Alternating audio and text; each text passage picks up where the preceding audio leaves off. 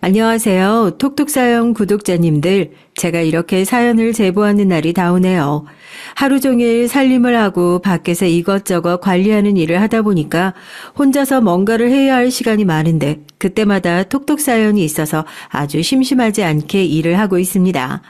세상에 무슨 그렇게 재밌는 사연이 많은지 일을 할 때 유튜브를 틀어놓으면 일에는 집중을 하나도 못하고 사연에만 귀를 기울이는 통에 요즘에는 새로운 동영상이 올라왔다는 알림이 떠도 쉽게 누르지 못하고 모아놨다가 자기 전에 한 번에 듣고 있어요.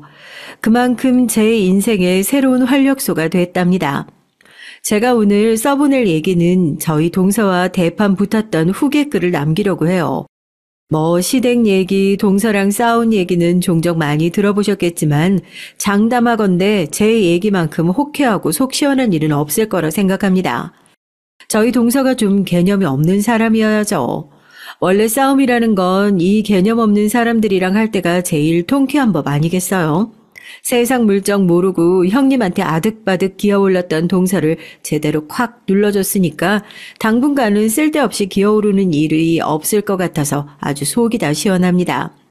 혹시 사연 듣고 계신 분들 중에서도 경력 단절 여성분들이 많으실까요?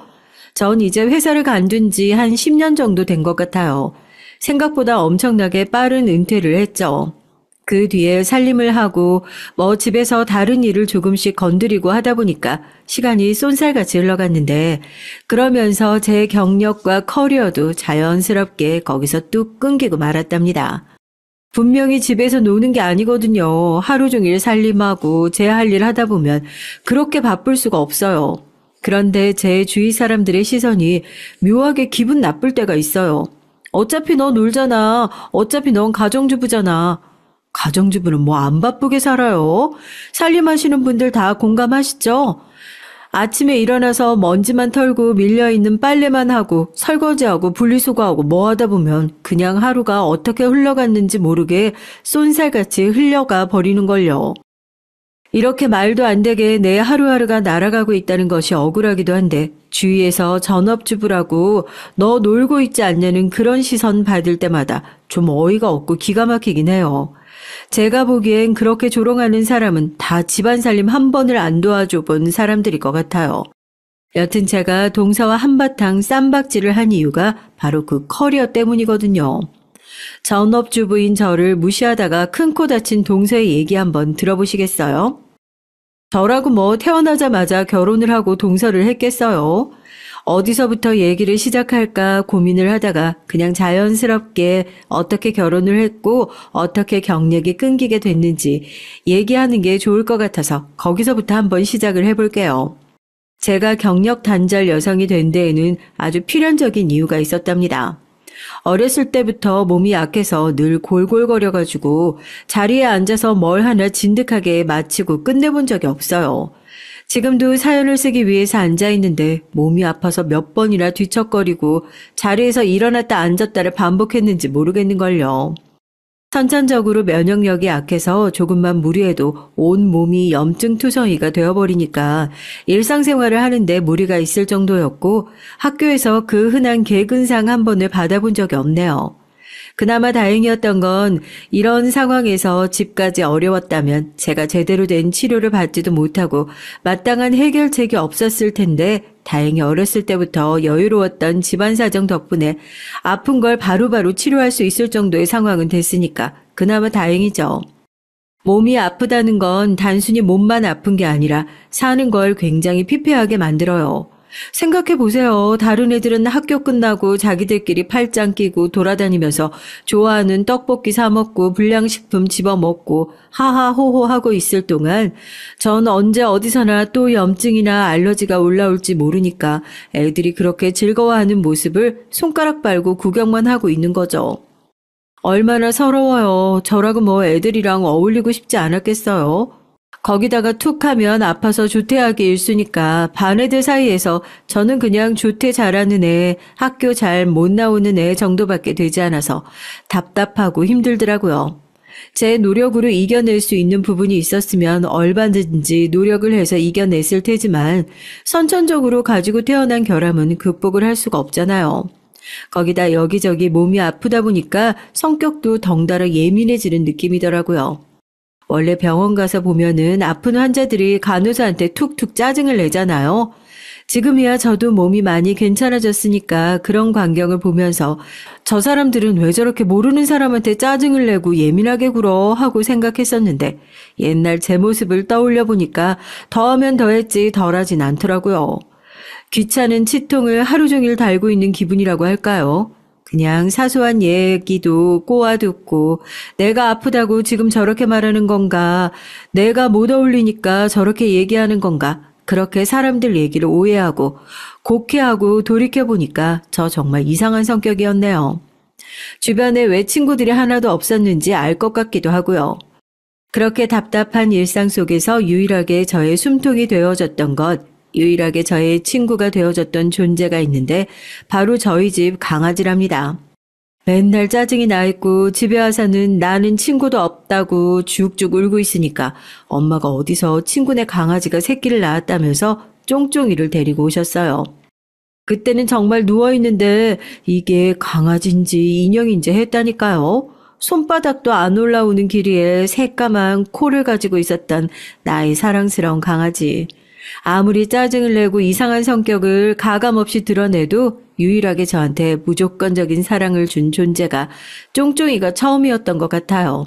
그리고 실제로 쫑쫑이는 기르면서 제 상황도 많이 차도를 보이기 시작했고요.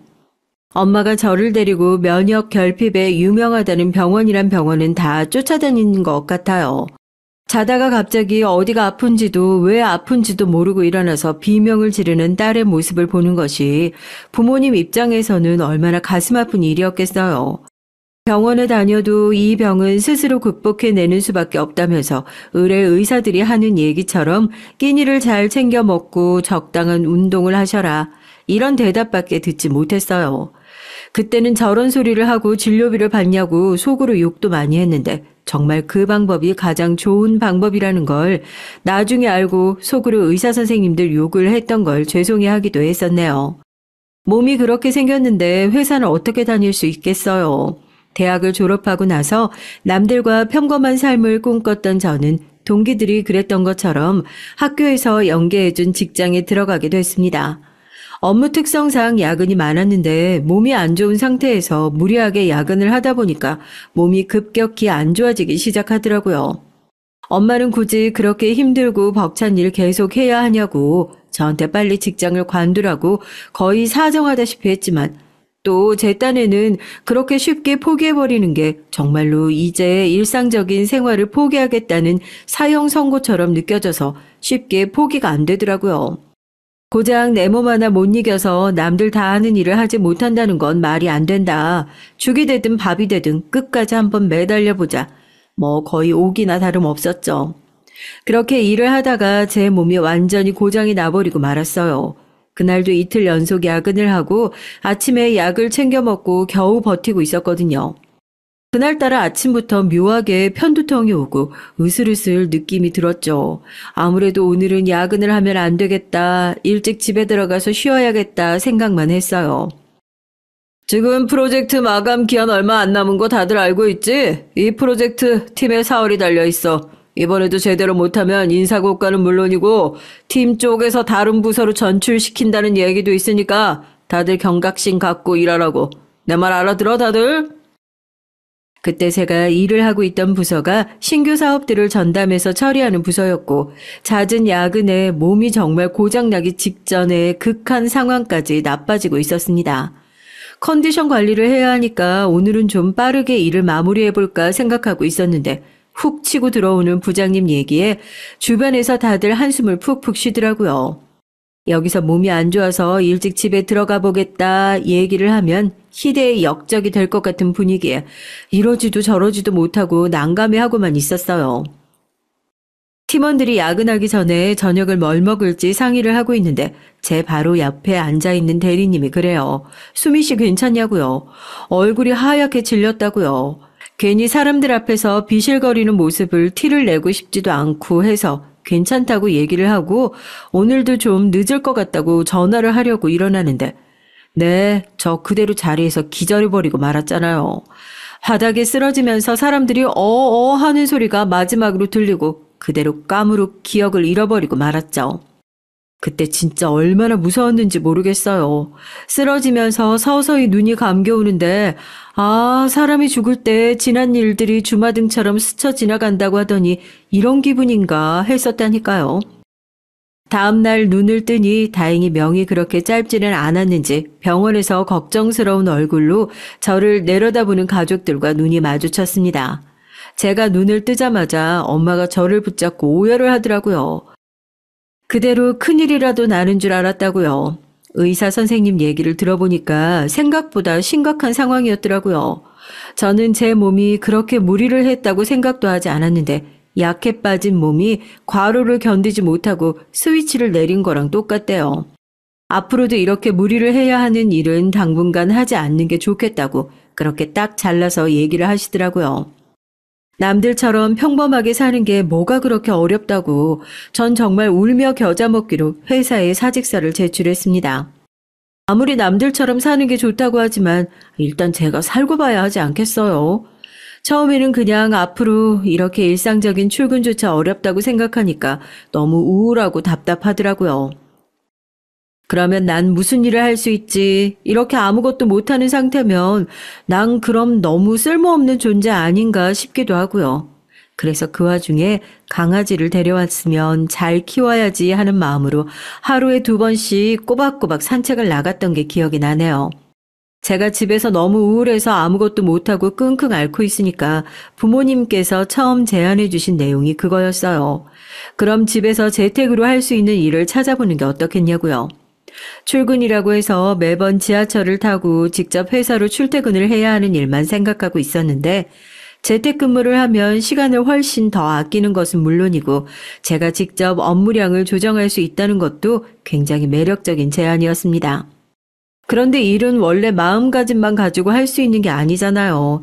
막상 제가 가지고 있는 거라고는 대학 졸업장과 이력서 한 줄 쓰지 못하는 짧은 경력뿐인데 아무리 집에서 일을 하고 싶다고 하더라도 그런 회사에서 저를 뽑아줘야 가능한 일 아니겠어요? 그래도 전보단 좀 활기를 찾아서 재택근무자를 구하는 회사에게 이력서를 작성해서 여기저기 뿌려보고 하는데 연락 한 통이 안 오더라고요. 요즘 취업이 힘드네 어쩌네 하더니 백수가 돼보고 나니까 그걸 너무 잘 알겠더라고요. 부모님은 그런 저를 답답해 하셨어요. 저희 부모님은 따로 일을 안 하시고 일찌감치 사놓은 건물 세 주면서 임대소득으로만 먹고 사시거든요. 부동산 시장이 지금처럼 활발하지 않았던 시기에 일찌감치 사놓은 건물들이 재개발을 거듭하면서 대기업에서 월세를 주면서 들어오려는 자리가 되어가지고 두 분 다 노후는 든든한 건물 덕분에 걱정이 없는 상태였고 저도 상황을 봐가면서 그렇게 건물 관리나 하면서 편안하게 먹고 살았으면 좋겠다 싶으신데 대체 무슨 똥꼬집인 건지 자기 힘든 걸 저렇게 찾아서 하려는지 모르겠다고 답답해 하셨어요. 임대소득으로만 먹고 사는 거 좋죠. 건물주가 되는 게 꿈이기도 하고요. 그런데 제 노력 하나 없이 부모님한테 고스란히 물려받아서 꿈을 이루고 싶진 않더라고요. 돈도 자기가 땀 흘려 벌어봐야 소중한 줄 아는 법이잖아요. 부잣집 딸내미의 배부른 소리로 들릴 수도 있으시겠지만 그런 면에서 저한테 확고한 신념 같은 게 있었어요. 부모님이 아무리 돈을 잘 벌고 부자라고 하더라도 그중에 한 푼도 내 돈이 아니라고요. 저도 제 스스로 돈을 벌고 제 스스로 삶을 꾸려나갈 수 있는 그런 한심하지 않은 인간이 되고 싶다고요. 이력서를 그 당시에 100통도 넘게 돌렸던 것 같아요. 거의 신장 개업한 중국집 찌라시 마냥 돌리고 다녔다고 하는 게 더 잘 어울리겠어요. 그래도 이 중에 한 군데라도 연락이 오겠지 기다려보자 했지만 정말 거짓말처럼 한 군데에서도 연락이 오지 않았고 저도 슬슬 마음이 포기에 가까워지고 있었을 때쯤 저한테 연락 한 통이 왔어요. 제가 이력서를 넣지도 않은 회사에서 말입니다. 제가 그 당시에 강아지를 키우고 있다고 했잖아요. 카카오 스토리나 인스타그램이나 그런 것들 많이 하시죠. 저도 그렇게 제 개인 SNS에 강아지랑 매일같이 산책 간 거, 강아지가 좋아하는 간식 이런 것들 정리해서 글을 쓰는 것을 좋아했어요. 집에서 하루 종일 울적한 얼굴로 박혀 있는 게 얼마나 한심해요. 차라리 그 시간에 나가서 강아지 산책이라도 시키고 강아지 용품은 뭐가 있는지 아이 쇼핑이라도 하고 그러자 하면서 나갔던 거였고 또 그냥 몸만 덜렁 나가기 뭐하니까 나가서 강아지랑 같이 사진도 찍고 글도 올리면서 인터넷상에서 꽤나 인기가 있었어요.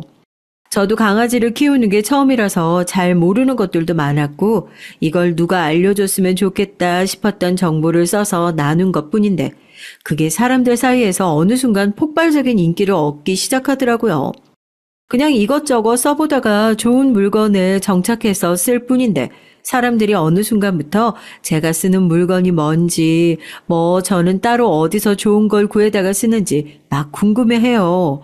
저 이거 써요. 저 어떤 브랜드 써요. 그렇게 댓글로 알려주고 나면 정말 왜 그런지 아직도 이해가 잘 안 되긴 하지만 종종 그 브랜드나 그 제품이 품절돼서 사지 못했다는 댓글이 달리기도 하고요. 참 신기하더라고요. 저한테 연락이 온 업체도 제가 강아지를 키우면서 늘 사료를 구입하는 업체였어요. 지난번에 배송을 보내주신 물건이 잘못됐나 아니면 덕분에 주문량이 늘어서 감사 인사라도 하려고 그러시는 건가 의아해하면서 전화를 받았는데 정말 뜬금없이 저랑 같이 일을 하자고 하시더라고요. 이력서도 한 장 안 보내고 면접을 한번 보지도 않았는데 갑자기 같이 일을 하자는 제안에 정말 그 업체가 맞는지 몇 번이나 확인을 했어요. 아마 반려견 키우시는 분들은 그 사료 회사 이름만 들으셔도 아, 거기 하고 바로 아실 거예요. 정말 구매를 많이 하는 곳이거든요. 처음에는 요즘에 취업을 빌미로 사기치는 곳이 많다고 해서 처음 전화 왔을 때 이런 거 하지 마시라고 매몰차게 얘기를 하고 전화를 끊어버리기까지 했다니까요. 나중에 미팅할 때 그 얘기를 꺼내시는데 민망해서 아주 혼이 났습니다. 여튼 제가 그렇게 전화를 끊어버리고 나니까 자기들이 정말 사기치려고 연락한 게 아니라 제대로 된 업체라면서 회사 명함을 문자로 한 장 보내주셨고 그제서야 허겁지겁 연락을 해서 어떤 일로 저한테 전화를 했는지 여쭸죠. 안녕하세요. 저희가 지금 재택으로 마케팅 진행해 주실 마케터분을 찾고 있는데요. 저희 제품에 대해서 꾸준히 상세하게 후기를 올려주시는 거 저희도 잘 보고 있거든요. 애견 쪽으로 관심도 많으시고 관심을 가져주시는 분들도 많아서 저희 제품을 대표적으로 홍보하는 글을 발행해 주시면 저희도 큰 도움이 될 것 같아서요. 혹시 지금 따로 하고 계신 일이 있으신가요? 저희 사장님이 꼭 같이 일을 했으면 좋겠다고 하시는 일이 있어도 투잡처럼 진행하실 수 있게 편의를 봐주신다고 하시니까 한번 잘 고민하고 연락 부탁드릴게요. 전화를 끊고 나서 얼마나 기쁘던지요. 심장이 뻥 하고 터져버리는 줄 알았어요. 고민해보고 연락을 드리겠다 대답하고 전화를 끊었지만 지금 당장이라도 다시 전화를 걸어서 그거 제가 하겠다고 소리라도 지르고 싶었다니까요. 그때 저희 강아지가 얼마나 복덩이 같던지요. 하마터면 장기 백수가 될 뻔한 저에게 일자리까지 찾아줬으니 얼마나 고마워요. 저희 복덩이가 일자리만 물어다 준 줄 아세요? 제가 남편이랑 결혼을 하게 된 계기도 이 일 때문이거든요. 그러니까 저한테는 일과 사랑을 동시에 쟁취할 수 있는 기회를 준 어마어마한 복덩이죠. 부모님께도 이런 일을 한번 시작해 보려고 한다 말씀을 드리고 우선은 출퇴근 없이 집에서 컨디션 조절을 해가면서 일을 할 수 있다는 얘기에 부모님께서도 크게 기뻐하셨어요. 크게 고민도 하지 않고 바로 연락을 해서 일을 하겠다고 얘기를 했고 업체에서는 저를 관리할 수 있는 관리자 한 명을 붙여주겠다고 하더라고요. 아무래도 재택으로 근무하니까 출퇴근하는 직장이랑 달리 사원들을 일일이 관리를 할 수가 없잖아요. 그래서 5명당 1명씩 그렇게 관리자를 붙여줘서 근태나 업무 연락을 주고받을 수 있게 하는 것 같더라고요. 예상들 하셨겠지만 저한테 배정된 담당자가 바로 저희 남편이었어요. 메일이나 전화로만 연락을 주고받고 실제로 만날 일은 없었는데 뭔가 펜팔 친구 하나가 생긴 것 같은 그런 기분이 들고 즐겁더라고요. 원래 이쪽 일을 하셨던 거예요? 글 쓰는 걸 보니까 경력직처럼 매끄러운 느낌이 있어가지고 왜 이렇게 좋은 인재를 이제 알아봤는지 모르겠네요. 딱히 수정하실 부분도 없는데요. 저도 이대로 회사 들어가서 결제 올릴게요. 수고하셨어요. 사람이 사랑에 빠지는 순간이 언제라고 생각하세요? 우연히 나간 소개팅 자리에서 내 이상형에 꼭 부합하는 외모의 남자를 만났을 때? 아니면 힘들 때 옆에 있어주는 사람에게? 물론 다양하고 말도 안 되는 이유로 사랑에 빠지겠지만요. 전 그랬어요. 저의 진가를 알아봐주는 사람, 나의 숨은 능력을 끌어내주는 사람을 만났을 때 사랑에 빠진다고요. 저희 집 강아지가 그래요. 잘한다, 잘한다 하고 간식 주고 칭찬해주면 가만히 놔둬도 자기가 칭찬받고 싶어서 일부러 제 앞에 와가지고 애교 부리고 재롱을 피워요.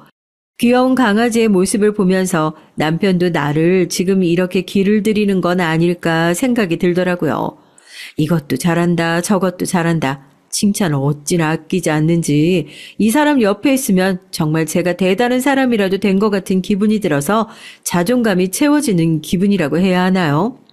항상 그렇게 비대면으로 업무 처리를 하니까 남편과는 친해질 수 있는 접점이 전혀 없을 거라고 생각을 했는데 또 한 번 굉장히 우연한 기회를 통해 남편과 친해지게 됐어요. 평소와 다를 바 없이 일을 하고 있는데 남편한테 문자가 한 통 왔더라고요. 다른 일을 준비하느라 앞으로 담당자의 역할을 계속하지 못할 것 같다는 내용이었죠. 전 그 문자를 보자마자 이게 무슨 일방적인 이별 통보인가 싶더라고요. 회사에 급하게 전화를 했죠. 담당자가 바뀐다는 얘기 따로 듣지 못한 것 같은데 지금 어떻게 된 일이냐고 하니까 개인적인 사정으로 퇴사를 하게 돼서 곧 새로운 담당자를 배정해주겠다고 그렇게 얘기를 하더라고요. 뭐 사실 따지고 보면 별일 아니잖아요. 그냥 같이 일하던 사이고 단순히 담당자 하나만 바뀌는 것뿐인데 그러면 또 바뀐 담당자랑 일 잘하면 그만이잖아요. 그렇게 간단한 일인데 막상 또 그만둔다고 하니까 마음이 너무 서운한 거예요. 이 사람만큼 제 능력을 높게 평가했던 사람을 만나본 적도 없었고 일을 할 때 이만큼 잘 맞았던 사람도 없는데 이대로 영영 좋은 인연을 놓치게 되는 걸까 봐요. 그래서 조금 우습고 유치한 수작이긴 한데 제가 먼저 만나자고 연락을 했어요. 그래도 오랜 시간 동안 담당자 역할을 하면서 이런저런 도움을 많이 주셨었는데 관두시게 될 때 인사라도 제대로 하고 싶다. 제가 밥이라도 사겠다. 적극적으로 어필을 했죠. 남편도 영 싫지만은 않은지 아니라고 뭘 사도 본인이 저 때문에 고마운 게 더 많은데 자기가 사겠다고 그렇게 처음으로 남편과 밖에서 만나는 사적인 약속을 잡게 됐어요. 아무리 그래도 제 나이가 있는데 저도 연애 경험은 꽤나 있는 편이거든요. 그런데 마치 태어나서 처음 데이트를 하는 것처럼 묘하게 설레는 마음이 들더라고요. 그렇게 비대면으로만 연락을 주고받던 두 사람이 처음으로 대면을 하게 됐습니다. 진중한 목소리에 큰 키, 언젠가 머릿속으로 그려봤던 이미지보다 훨씬 더 괜찮은 사람이 나와 있어서 깜짝 놀랐어요. 왜 갑자기 일을 관두게 됐냐고 물어보니까 이 일을 하다가 흥미가 생겨서 직접 자기 사업을 꾸려보려고 한다고 하더라고요. 남편은 원래 마케팅 분야에서 오랫동안 공부를 하고 언젠가 자기 사업을 꾸릴 생각으로 이 일도 경험 삼아 해봤던 거라고 하더라고요. 이 길이 본인한테 맞지 않나 어떤 일을 할지 다시 한번 생각을 해봐야 하나 고민하고 있던 찰나에 저를 만나게 됐고 그래서 정말 즐겁게 일을 할 수 있었다고 다시 한번 고마움을 표했습니다. 뭔가 아쉽더라고요. 저도 이렇게 잘 맞는 사람 또 만나기 어려울 것 같고 그래서 제가 먼저 그랬어요. 나중에 사업체를 차리게 되면 저도 거기서 일을 할 수 있는 기회가 없겠냐고요. 사실 지금 다니고 있는 곳도 꽤나 높은 연봉에 계약을 한 거라서 마음은 굴뚝 같지만 비슷한 대우를 해줄 수 없을 것 같다고 그래요. 저는 돈 때문에 일을 결정하고 그런 사람 아니라서요. 오히려 10년 후에 남편이 하고 있는 사업이 얼마나 커질지 생각해보면 영 손해보는 장사는 아니다 싶어서 연봉은 얼마든지 낮춰갈 수 있으니까 걱정하지 말고 연락 달라고 했죠. 뭐 회사에서는 중요한 인력 자원 빼간 사람이라고 한동안 욕을 먹었을지 모르겠지만 그렇게 저는 남편과 같이 사업을 진행하게 됐습니다. 처음에는 남편이 아니라 동업자의 개념에 가까웠어요. 지금도 평소에는 사이좋게 하하호호 웃고 떠들다가 일 얘기만 나오면 둘 다 돌변해서 진중한 태도로 회의를 진행하게 될 정도로 공과 사 모두가 잘 맞았고요. 동업자라는 타이틀 달고 그 이상의 관계 발전은 없을 거라 생각했었는데 사람이 그렇잖아요.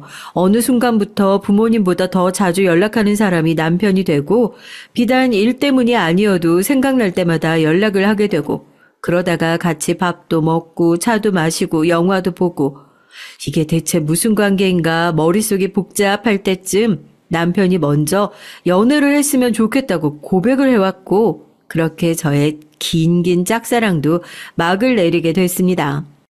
이러다가 고백은커녕 남주는 일 생길까봐 걱정을 했는데 그래도 제때 고백을 해줘서 참 다행이더라고요. 뭐 톡톡 사연 종종 올라오는 친정과 시댁의 열렬한 반대, 저희 그런 거 전혀 없었어요. 시부모님도 얼마나 좋은 분이신지 제가 건강이 안 좋다는 게 혹시 흠이 될까 싶어 걱정하시는 부모님에게 몸이 안 좋으면 저희가 더 귀하게 대접하면 될 일이라며 딱 잘라서 얘기하시는데 어찌나 고맙던지요. 병원에서 아이를 가질 준비를 하려면 더욱 스트레스 받지 않고 안정을 취해야 한다고 얘기를 해줘서 저를 뜯어 말리는 주변 사람들 때문에 남편을 따라 출퇴근하는 것은 관두게 됐어요. 다만 급하게 제가 필요한 일이 있을 때마다 대타처럼 집에서 살림을 돌보며 사부작 일을 하는 전업주부가 됐습니다. 몸이 안 좋으니까 더 귀하게 대접을 해주시겠다는 시부모님의 얘기가 거짓말 같으시죠? 아무리 그래도 시댁에 시집을 온 건데 그런 시부모님이 어디 있겠냐고요. 그런데 저 농담 안 하고 친정 가면 시댁으로 다시 가고 싶다고 노래를 불러요. 힘든 일이라면 손에도 못 대게 하고 그렇게 금이야 오기야 키워주셨는데 시댁에서 받게 된 사랑에 비하면 세 발의 피라고 해야 하나요? 시부모님이 저를 그렇게 예뻐해 주시는 게 된 것도 결국 따지고 보면 제 칭찬을 입이 마르고 닳도록 해댄 신랑 덕분인 것 같긴 해요. 뭐 요즘 일이 잘 되는 것도 다 제가 도와줘서 그런 거고 자기가 그렇게 사업을 준비할 수 있게 된 것도 다 이 사람 덕분이고 그렇게 뭐가 잘 됐다 하면 다 이 사람 덕분이라고 하는데 사실 전 뭐 한 것도 없는걸요. 그런데 그걸 시부모님께서 알 턱이 있어요.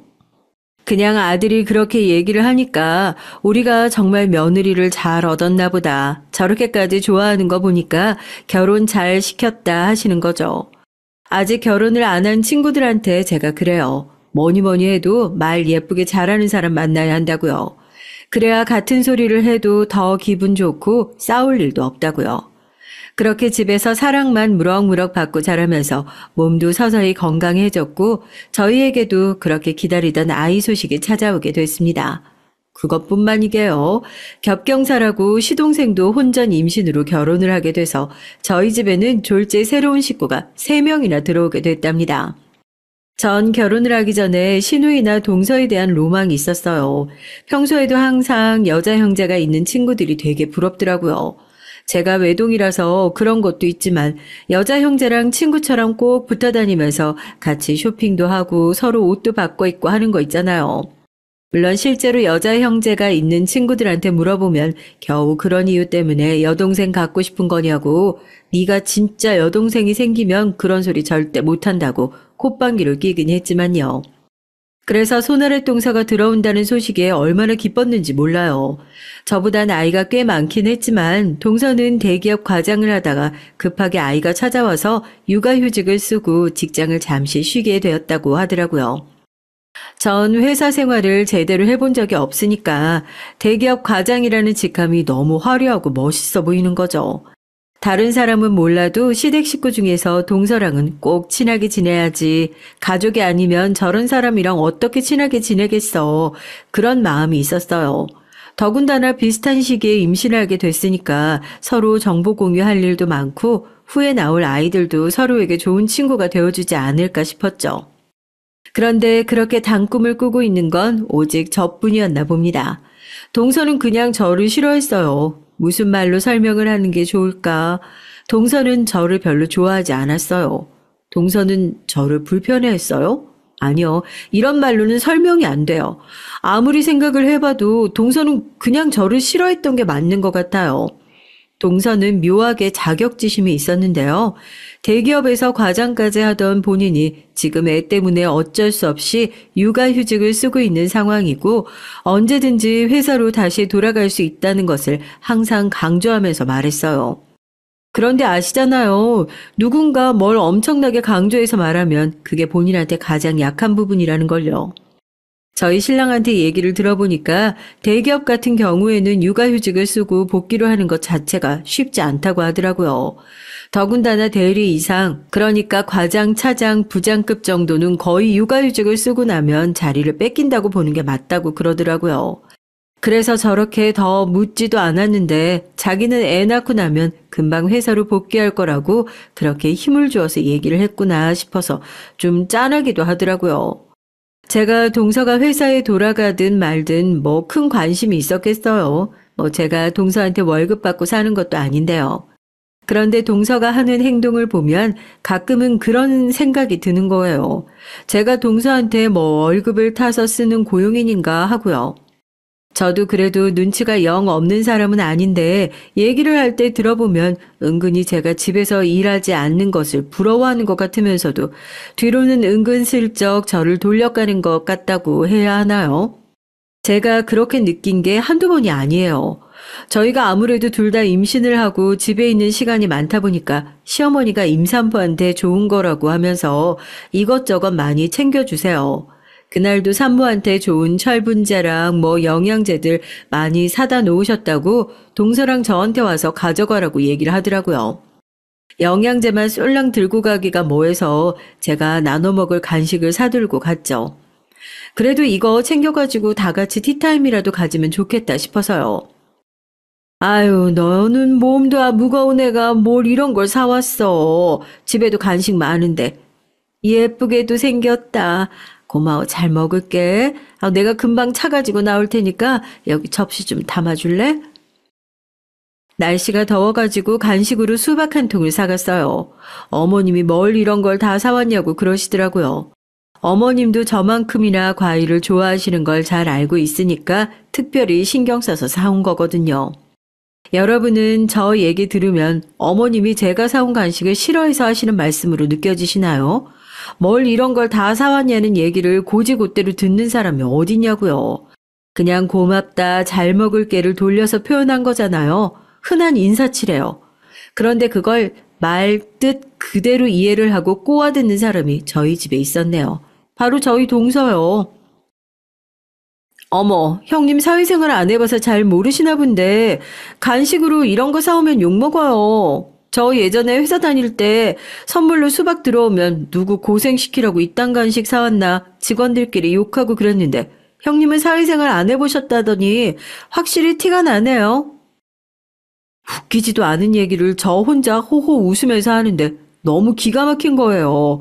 저랑 어머니랑 둘 다 벙쪄가지고 지금 이게 무슨 소리를 하는 건가. 그래도 제가 정말 다행인 게 제가 너무 어이가 없어서 아무 말도 못하고 있으니까 어머님이 얼른 가운데서 중재를 해주시더라고요. 내가 수박 좋아하는 거 알고 큰애가 신경 써서 사온 것 같은데 괜한 소리 한 것 같다고요. 주부 생활이 몇 년 차인데 수박 써는 게 귀찮아서 못 먹겠니? 없어서 못 먹지 하고 되려 면박을 주시더라고요. 그제야 어머님이 그냥 인사치레로 하신 말씀인 걸 안 건지 자기가 뭐 비하할 의도로 얘기한 거 아니라고 황급히 변명을 하고 저는 그 사이에서 괜히 분위기가 어색해지고 민망해질까 봐 그냥 아무 말도 안 하고 참고 넘어갔어요. 그런 일이 한두 번이었으면 저도 실수인가 보다 이런 생각을 하는데 몇 번이나 그런 일이 있고 나니까 너무 짜증이 나는 거예요. 그냥 속 시원하게 왜 말을 그따위로 하냐고 따박따박 따지고 싶었는데 전 나이 많은 손 아래 동서가 그렇게 불편하게 느껴지는지요. 제가 무슨 소리만 하면 득달같이 달려들어서 딴지를 거니까 괜히 스트레스 받지 말자 하고 말았어요. 엄마가 너무 미련하게 스트레스 관리 못한 탓이었을까요? 3개월도 되지 않은 시점에서 저는 선물같이 찾아온 소중한 아이를 그만 잃고 말았습니다. 속옷에 피가 비친 걸 보고 정말 울면서 미친 듯이 병원으로 뛰어간 것 같아요. 임신을 한 이후에 스트레스도 받지 않으려고 노력을 하고 무리해서 일을 하는 일도 없었고 몸에 좋다는 것들은 다 챙겨 먹으면서 그렇게 건강한 아이를 갖기 위해서 노력했는데 제 수많은 노력이 모두 물거품으로 돌아간 것 같았어요. 유산이 됐다는 얘기가 의사 선생님 입에서 나오고 전 정말 병원 바닥에 엎드려서 얼마나 많이 울었는지 모르겠습니다. 그냥 세상 모든 게 다 내 탓인 것 같고, 내가 잘못해서 아이가 떠나간 것 같고, 남편도 옆에서 눈물을 훔치면서 아이는 다시 가지면 되지만 당신이 마음 아픈 모습을 지켜볼 수 없다고 그렇게 눈물로 위로를 건넸죠. 당연히 집도 난리가 났어요. 시어머니, 시아버지, 시동생 모든 사람이 총출동해서 병원으로 달려왔죠. 다들 저 괜찮냐고, 제 몸만 건강하면 다행이라고 다들 자기 일처럼 슬퍼해 주셔서 조금은 위로가 됐다고 해야 하나요? 뭐 말이 좋아 위로가 된 거지. 솔직히 아이를 잃은 슬픔을 어떻게 메울 수가 있겠습니까? 그런데 제가 괜한 트집을 잡으려는 게 아니라 그렇게 온 가족이 저의 소식을 듣고 병원으로 달려왔는데 시동생은 보이는데 동서는 코빼기도 안 보이는 겁니다. 아무리 그래도 병문안 정도는 올 수 있지 않나 싶었는데 시어머니도 똑같이 생각하셨는지 둘째는 어딨냐고 시동생에게 따져 물으시더라고요. 뭔가 대답을 회피하려는 것처럼 어물쩡하면서 몸이 안 좋아서 병원에 올 수가 없었다고 그래요. 아무리 그래도 손윗 사람이 이렇게 안 좋은 일이 생겨서 누워있는데 아무리 몸이 아프고 홀몸이 아니어도 그렇지만 전화로 괜찮냐고 안부도 못 물어봐? 그건 경우가 아니지. 어머님은 화를 내시면서 동서에게 전화를 걸었습니다. 신호음이 몇 번 가고 동서가 콜럭거리면서 전화를 받더라고요. 스피커폰으로 되어 있어서 저도 전화 내용을 다 듣고 있는 상황이었고요. 동서는 급작스럽게 감기 기운이 찾아와서 괜히 병원에 갔다가 형님 몸도 안 좋으신데 옮길까봐 싶어서 병문안을 못 갔다고 죄송하다고 그러더라고요. 거기다 대고 제가 뭐라고 하겠어요. 어머님도 몸조리 잘하고 아무리 그래도 전화로 괜찮냐는 연락 정도는 하는 게 예의에 맞다면서 조금 단호하게 얘기를 하셨고요. 그렇게 전화가 마무리되는 줄 알았는데 전화를 끊는 것을 깜빡하신 어머님이 계속해서 통화를 켜놓은 상태에서 동서는 전화가 끊겼다고 생각을 했나 봐요. 본인 친정 식구랑 얘기를 하는지 친구랑 얘기를 하는지 모르는데 그 뒤에 전화기에서 나온 동서의 얘기를 듣고 저희 가족들 모두 경악했습니다. 아니 왜 그 나이 어린 형님 노릇하는 애 있잖아. 유산했대잖아. 병원에 왜 안 와보냐고 난리야 난리. 뭐 대수라고 진짜. 괜히 갔다가 나도 재수 온 붙으면 어떡해. 안 가길 잘했지 뭐. 대충 아프다고 핑계 댔으니까 다들 그러려니 할 거야. 동서의 얘기에 화가 치밀어 올라서 저는 빽 하고 소리를 질렀습니다. 시동생도 전화기에 대고 지금 당신 무슨 소리를 하는 거냐면서 다그치고 동서는 당황한 건지 전화를 뚝 끊어버리더라고요. 아이를 잃은 서름도 채 가라앉지 않았는데 괜히 나쁜 운이 묻어서 자기도 유산이 되면 어떻게 하냐고 그런 소리를 하는 걸 들었으니 얼마나 기가 막히겠어요. 꾹 참고 있던 게 뻥 하고 터져버린 느낌이더라고요.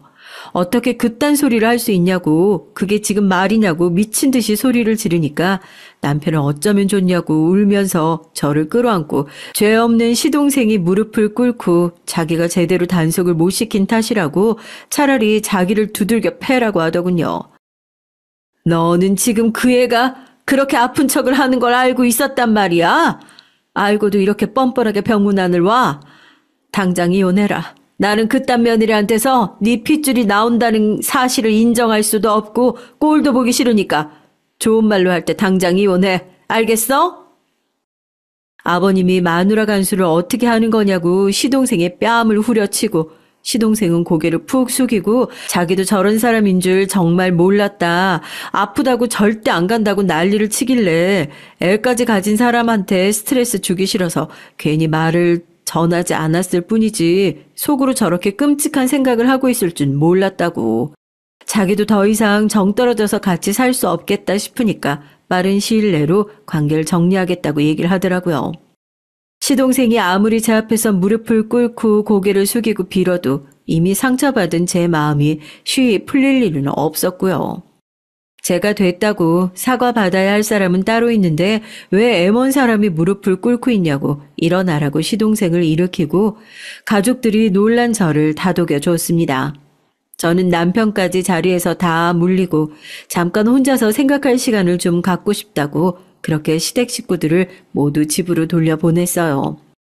왜 내가 이 집에 시집을 와서 이런 취급을 받고 있는지 어이가 없기도 하고, 그렇다고 시부모님이나 시동생이나 남편을 미워하는 건 또 미워해야 할 대상이 잘못된 것 같고, 보아하니 시동생도 이 일에 대해서 전혀 모르고 있던 눈치였는데 대체 어떻게 그렇게 끔찍한 생각을 하면서 가족들을 빤히 속일 수 있었던 건지, 여기서 내가 어떤 선택을 하는 게 현명한 결정일지 오만 가지 생각이 다 들었죠.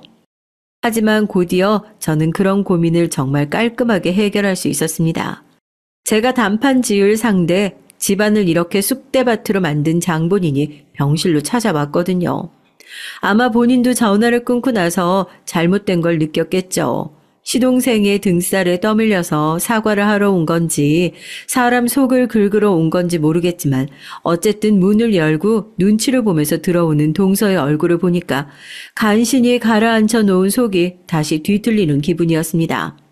죄송하다면서 음료수병을 내밀길래 제가 그걸 그대로 병실벽에다 집어 던졌어요.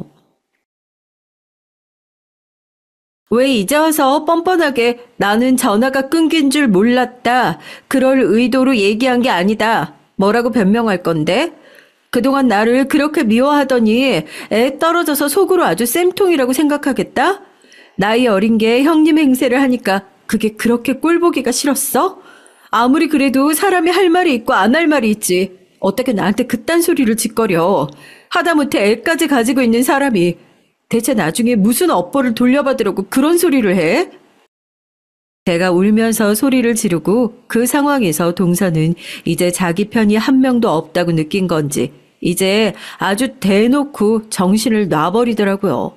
동서 입에서 쏟아지는 막말을 듣고 있기 기가 막혀서 또 한 번 정신줄을 놓을 뻔했다니까요.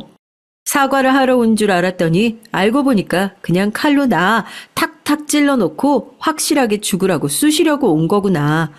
동서의 그 악랄함에 치가 떨렸습니다. 형님, 사과를 하면 손윗사람이 돼서 받아줄 줄도 아셔야죠. 형님이 아무리 여기서 날뛰고 뭐라고 해봤자 저 뱃속에 이 집 손주 있는 사람이에요. 이제 형님은 애도 없으니까 이게 유일한 손주인 건 아시죠? 손주까지 베고 있는 저를 이 집에서 쫓아낼 것 같으세요? 아니면 애도 없는 형님이 먼저 쫓겨날 것 같으세요? 전 안 봐도 알 것 같은데? 전 아픈 배를 부여잡고 침대에서 겨우 일어나서 온 힘을 다 쥐어짜서 동서의 뺨을 짝 하고 후려 갈겼습니다. 얼마나 세게 때렸는지 동서는 그대로 배를 부여잡고 병실 바닥에 주저앉았어요. 표독스러운 얼굴로 저를 쳐다보면서 계속 뭐 악마라도 들린 것 마냥 끔찍한 얘기를 쏟아내는데 그때 결심했죠. 아, 이 사람은 우리 집에 더 있어서는 안 될 사람이구나. 시동생의 미래를 위해서라도 이렇게 징그러운 사람이 우리 집에 식구로 계속 함께하는 건 안 될 말이겠구나 싶더라고요. 대체 형님이 뭐라고 그렇게 온 가족이 감싸고 돌아요? 임신도 똑같이 했고 나도 똑같이 며느리인데 왜 너만 그렇게 예쁨을 받아야 하냐고. 이제 애도 없는 게 네가 이 집에서 제대로 대우나 받을 수 있을 것 같아? 어? 내가 얼마나 죽어라 열심히 회사를 다녔는데 니까짓 게 뭐라고. 니까짓 게 뭔데. 애도 없는 게 이번엔 또 언제까지 유산 핑계 대면서 침대에서 누워있을 건데. 이제 애도 없으니까 나가서 일해야지. 왜? 일할 능력이 없어서 못하니?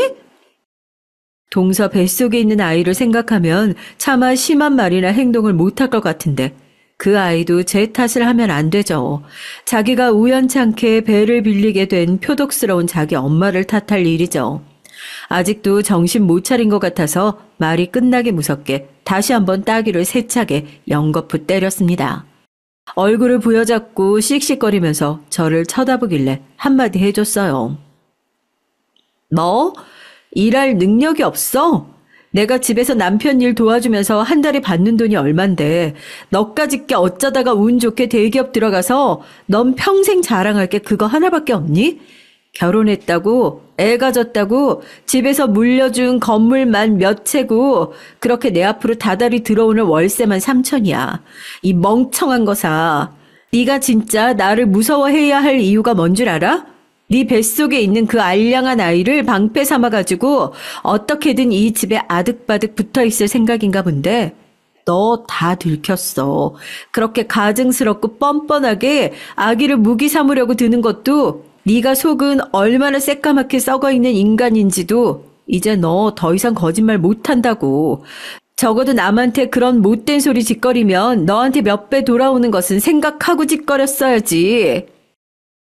제가 박장대소를 하면서 동서의 처지를 비웃자 동서는 그럴 리가 없다면서 저 같은 사람이 어떻게 건물주냐고 말도 안 된다고 현실을 부정하더군요. 그리고 아무리 그래도 자기는 이 집에 없어서는 안 될 존재가 됐다면서 제가 무슨 수를 써도 자기를 쫓아낼 수 없을 거라고 아직도 정신을 못 차리고 뻔뻔하게 저한테 계속 빽빽거리면서 소리를 지르는 거 아니겠어요. 전 기가 막혀서 동서 뒤를 향해 손짓을 했습니다. 문 앞에서 이 상황을 다 지켜보고 있던 어머님이 들어와서 동서의 머리채를 잡아서 일으켜 세우시더라고요. 이런 고얀 것, 어떻게 한 식구한테 그런 헛소리를 할 수가 있어? 넌 지금 이 순간부터 내 며느리도 아니고 다시는 꼴도 보기 싫으니까 니네 친정으로 꺼지든 어디로 꺼지든 당장 내 눈앞에서 사라져. 알겠어? 뭐하고도 서 있어? 이 벌레 같은 인간 당장 여기서 안 끌어내고. 시어머니를 보자마자 당황한 동서가 어머님이 잘못 들으신 거라면서 상황을 오해하시는 것 같은데 절대 그런 거 아니라고 또 거짓말을 하기 시작했어요. 시동생은 정남이가 다 떨어졌다는 표정으로 동서의 팔을 붙잡아 질질 끌고 나가고 제가 그 뒤에 마지막으로 한마디 더 해줬습니다. 뭐? 나 같은 사람이 어떻게 건물주냐고? 나 같은 사람이 어떻게 그런 능력을 가지고 있냐고? 이제부터 잘 구경해. 내가 한 번도 형님 노릇하면서 우리 동서를 찍어 누른 적이 없는 것 같은데 이제부터 내가 가진 돈, 권력, 명예든 뭐든 다 이용해서 동서가 다시는 그 애랑 우리 집 근처에 얼씬도 못하도록 제대로 밟아 눌러줄 테니까 어디 열심히 버둥거려 봐. 끝까지 눈물 가득한 눈으로 저를 째려보며 동서가 그렇게 병실 밖으로 질질 끌려 나갔고 남편은 저런 미친 인간이랑 한 식구로 살고 있었을 줄 몰랐다면서 이제 남들이 뭐라고 하든 신경 쓰지 말라고 가족들이 저를 지켜주겠다고 그렇게 신신당부를 했습니다. 오히려 고맙더라고요. 아이를 잃은 슬픔보다 동서에 대한 분노 때문이라도 더 열심히 살아야겠다는 생각이 들었으니까요. 그래서 동서는 어떻게 됐냐고요? 시동생도 더 이상 그런 끔찍한 인간과 함께 살 수 없다는 결론을 내린 모양입니다. 동서와의 이혼 소송이 진행 중이고 저는 약속대로 이혼 소송을 통해서 동서가 저희 집에 있는 무엇이든지 단 한 톨도 가져갈 수 없도록 최고의 변호사를 선임해 시동생의 소송을 도울 예정이에요. 자기가 불리한 상황은 또 기가 막히게 알아서 얼마 전에는 저랑 따로 얘기를 나누고 싶다는 연락도 왔었는데 제가 전화해서 욕을 한바탕 하고 끊어줬어요. 저한테 다시 연락하고 싶으면 변호사를 통해서 연락을 하라고요. 제가 이를 악물고 싸운 덕에 아마 동서는 정말 한 푼도 이 집에서 가져갈 수 없을 겁니다. 비록 아이는 세상을 떠났지만 이렇게 가족끼리 의지하고 살다 보면 언젠가 저한테도 다시 한번 좋은 소식이 찾아올 거라고 그렇게 기대하고 있어요. 동서라는 악인을 통해 오히려 가족의 사랑을 다시 한번 알 수 있는 기회였네요. 제발 동서가 언제 어디서든지 영영 불행하게 살았으면 좋겠습니다. 안녕하세요. 저도 사연을 써볼 수 있는 날이 올까 했는데 최근에 저희 가족에게 기적 같은 일이 생겨서 이것을 많은 사람들과 나누고 싶은 마음에 적게 됐습니다. 여러분들은 기적을 믿으시나요? 전 사실 그런 쪽에 대해선 비관적이라고 할까요? 믿지 않는 편이었는데 이번 일을 통해 우리 삶에 그런 것이 실제로 작용한다는 것을 확신하게 됐어요. 저에게는 가장 소중한 존재가 바로 저희 가족이에요. 무뚝뚝하지만 듬직한 우리 남편, 제 아빠를 많이 닮아 말수는 없지만 속썩이지 않는 두 딸, 이 세 명이 세상에서 가장 소중하고 귀한 존재들이랍니다. 처녀 시절은 다소 소심하고 예민하던 소녀였던지라 저 하나 추스르기 바빴고 같이 일하는 동료들이나 친구들하고도 서먹서먹했어요. 친구 일할 것도 없고요. 그러니 제 안엔 분노나 원망 이런 감정들이 잔뜩 쌓여 있었지 좋은 것들은 거의 없었고요. 그런데 결혼을 하고 나니 또 다른 세상이 펼쳐지는데 지금껏 제가 경험하지 못한 안정감과 편안함이 있더라고요. 그게 바로 가정이란 이름이었고요. 마치 비를 막아주는 우산처럼 저를 감싸주는 가정이 있기에 그 안에서 엄마로서 한 뼘 더 성장하며 살았던 것 같습니다. 하지만 단 하나, 그럼에도 불구하고 제 마음속 해소되지 못한 감정의 덩어리가 하나 있었으니 바로 그건 죄책감이었어요. 여기서부터 제 얘기를 시작해야 할 듯 하네요. 전 남편과 이렇게 결혼하기 전 그 시절을 훨씬 거슬러 올라간 어린 시절, 그때부터 얘기를 해야 할 듯 합니다. 사실상 저의 유년 시절을 떠올리면 괴롭고 상처가 많았던 시절이라 쉽사리 얘기를 꺼내기가 힘들어요. 일단 부모님의 양육 과정에서 많은 문제가 있었습니다. 저희 아버지는 도박장에서 이름을 꽤나 날리고 다니셨던 도박꾼이셨고 어머니는 시장 한 구석에서 생선을 팔며 생계를 도맡던 가장이셨어요. 사실 어머니가 가장이나 다름없었으니 저나 어린 동생 순애는 어머니에게 돈을 타가 학교에 낼 돈이나 끼니를 해결해야 했죠. 어머니는 장사가 언제 안 될지 모른다며 최소한의 돈을 주는 것에도 인색하셨습니다. 저는 그렇다 치고 동생이 하루 종일 쫄쫄 굶어 배가 고프다며 칭얼거려도 팔고 남은 생선 하나 구워주시며 그거 먹고 조용히 하고 있으라는 말이 전부였어요. 아버지는 당연히 어머니에겐 자식에 대한 사랑이 없었습니다. 자식은 어머니에게 있어 짐덩어리였어요. 저나 동생에게 무엇이 필요한지에 대해선 전혀 관심도 없었고 오로지 자신이 애 낳고 생선이라 팔게 된 이 팔자가 된 게 억울하고 서럽다며 눈물만 쏟아내시곤 하셨죠. 어머니의 친정은 사실 조금 잘 사시는 편이었습니다. 그런데 외할머니가 지극히 결사반대했던 아버지와 결혼을 하시면서 그 모든 지원이 끊겨버리셨으니 어머니 입장에선 그것이 참 답답하셨나 봐요. 너희는 아주 내 얼굴에 먹칠을 하려고 작정을 했나 보구나. 왜 이웃집까지 가서 구걸을 하고 자빠져 있어? 우리 집 못 산다고 동네에 떠벌릴 일 있냐? 너네 내가 왜 이러고 사는지 아니? 다 니들 때문이야. 니들만 아니었어도 나 잘 살 수 있었어. 누구보다 잘 살아서 떵떵거리며 내 친구 정숙이 명숙이처럼 호의호식하면서 이딴 생선 만지는 일 안 하고 살 수 있다고. 근데 이게 뭐니? 이게 도대체 뭐냐고. 너희만 내 뱃속에 없었어도 그랬어도 더러운 내 인생, 내 팔자. 정말 애새끼들 다 버리고 도망가고 싶은 생각이 하루에도 12번도 든다. 엄마 죄송해요. 근데 순애가 너무 배고파해서 그래서 이웃집 아줌마한테 쌀을 빌리러 간 것뿐이에요. 미안해요, 엄마. 우리 버리지 마요. 우리가 잘못했어요. 맞아요, 엄마. 미안해요. 내가 언니 졸랐어요. 죄송해요. 잘못했어요. 전 항상 어머니가 저희를 버리고 도망갈까봐 걱정하고 불안해했습니다. 저의 유년 시절을 지금 회상해보면 그렇게 안쓰러울 수가 없었어요. 늘 전전긍긍해하고 어머니가 혹시나 야반도주라도 했을까 싶어 잠에 들지 못하고 어머니 쪽으로 손을 뻗어보고 그것이 제 일상이었으니 제가 뭘 제대로 배우고 잘할 수 있었겠어요. 엄마의 관계가 전부이던 유년 시절 전 그렇게 초조해하며 동생과 함께 숨죽여 울기 바빴습니다. 그리고 또 하나 문제가 있었는데 엄마에겐 바로 아버지도 모르는 남자가 하나 있었다는 거예요. 떡집 아저씨, 정씨 아저씨는 저희를 보면 빙그레 웃어주시며 이것저것 가끔 떡을 쥐어주곤 했던 아저씨였습니다.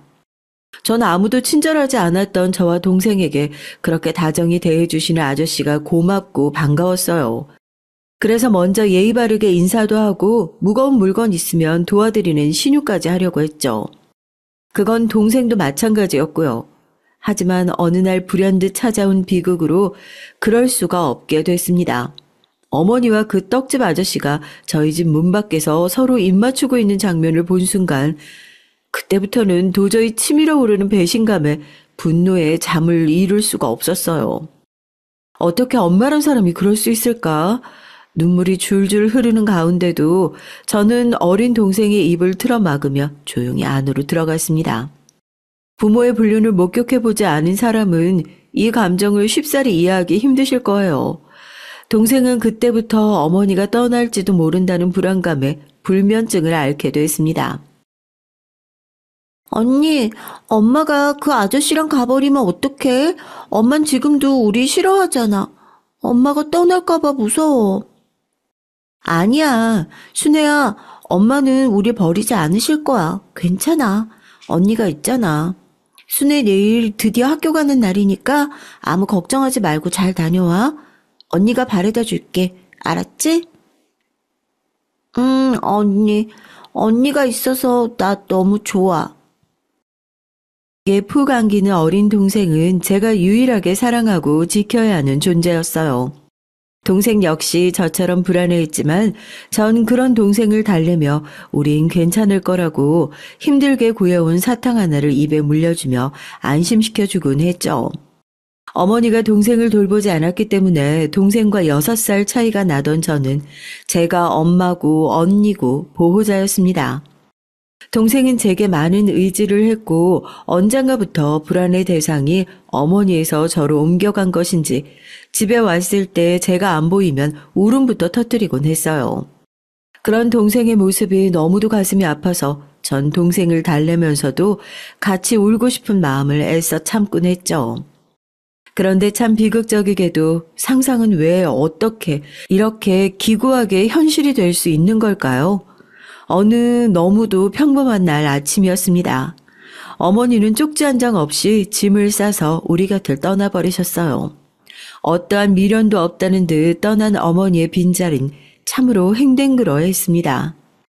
며칠 후엔 어머니가 집을 나간 걸 두고 혀를 차고 되바라진 년이라고 욕을 하던 아버지까지 집을 나갔고요. 저희 자매는 동네 사람들의 연민을 살 정도로 초라한 처지가 돼버리고 말았죠. 그리고 그 자리는 며칠 후 외할머니가 메꾸고 말았습니다. 외할머니는 자신의 뜻을 따르지 않는 저희 어머니를 미워하신 마당에 새끼들까지 버린 자신의 딸을 더더욱 용서치 않으셨어요. 그러기에 저희를 그리 거두어 가고 싶어 하진 않으셨지만 어쩔 수 없었죠. 너 순애 조용히 못하냐? 왜 그렇게 계집애가 뭐 먹고 싶다 저거 먹고 싶다 칭얼대고 있는 거야.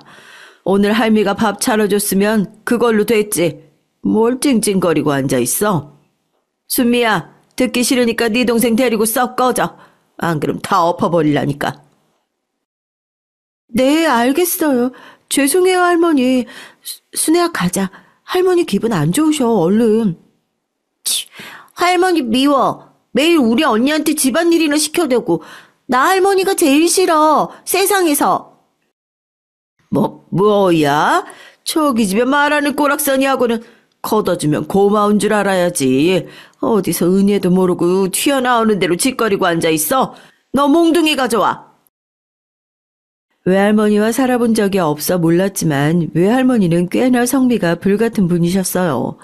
뭘 잘못하면 그냥 넘어가시는 분이 아니었죠. 어떻게든 동생을 뜯어 고쳐놓겠다는 심산으로 다리가 부르트도록 종아리를 때리고 때려야 풀리시는 분이셨어요. 동생은 저에 비해 커갈수록 다소 성격이 강하고 자기 주장도 확실한 편이었는데 그 부분이 외할머니와 많이 대립되었습니다. 그러니 갈등이 허구한 날 끊이질 않았죠. 이 집에 계시는 어른은 외할머니 말고도 외할아버지와 엄마의 남동생이었던 외삼촌이 한 분 계셨는데 외할아버지는 그저 애연가로 담배만 줄창 태우시며 저희 자매에게 눈길 한번 주지 않으셨고 외삼촌은 사업한다 어쩐다 하며 밖으로 나돌아 집에 들어오는 횟수가 적었습니다. 그런 분위기 속에서 저희 자매는 방어막 하나 없이 군식구처럼 자세를 잔뜩 낮춰가며 밥도 허겁지겁 공부도 겨우겨우 하면서 시간을 보낼 수밖에 없었어요. 그런데 어느 날 외할머니의 심기를 건드리고 만 일이 발생하며 그 불씨가 괜한 저희 동생 순애에게 튀어 날아와 버렸습니다.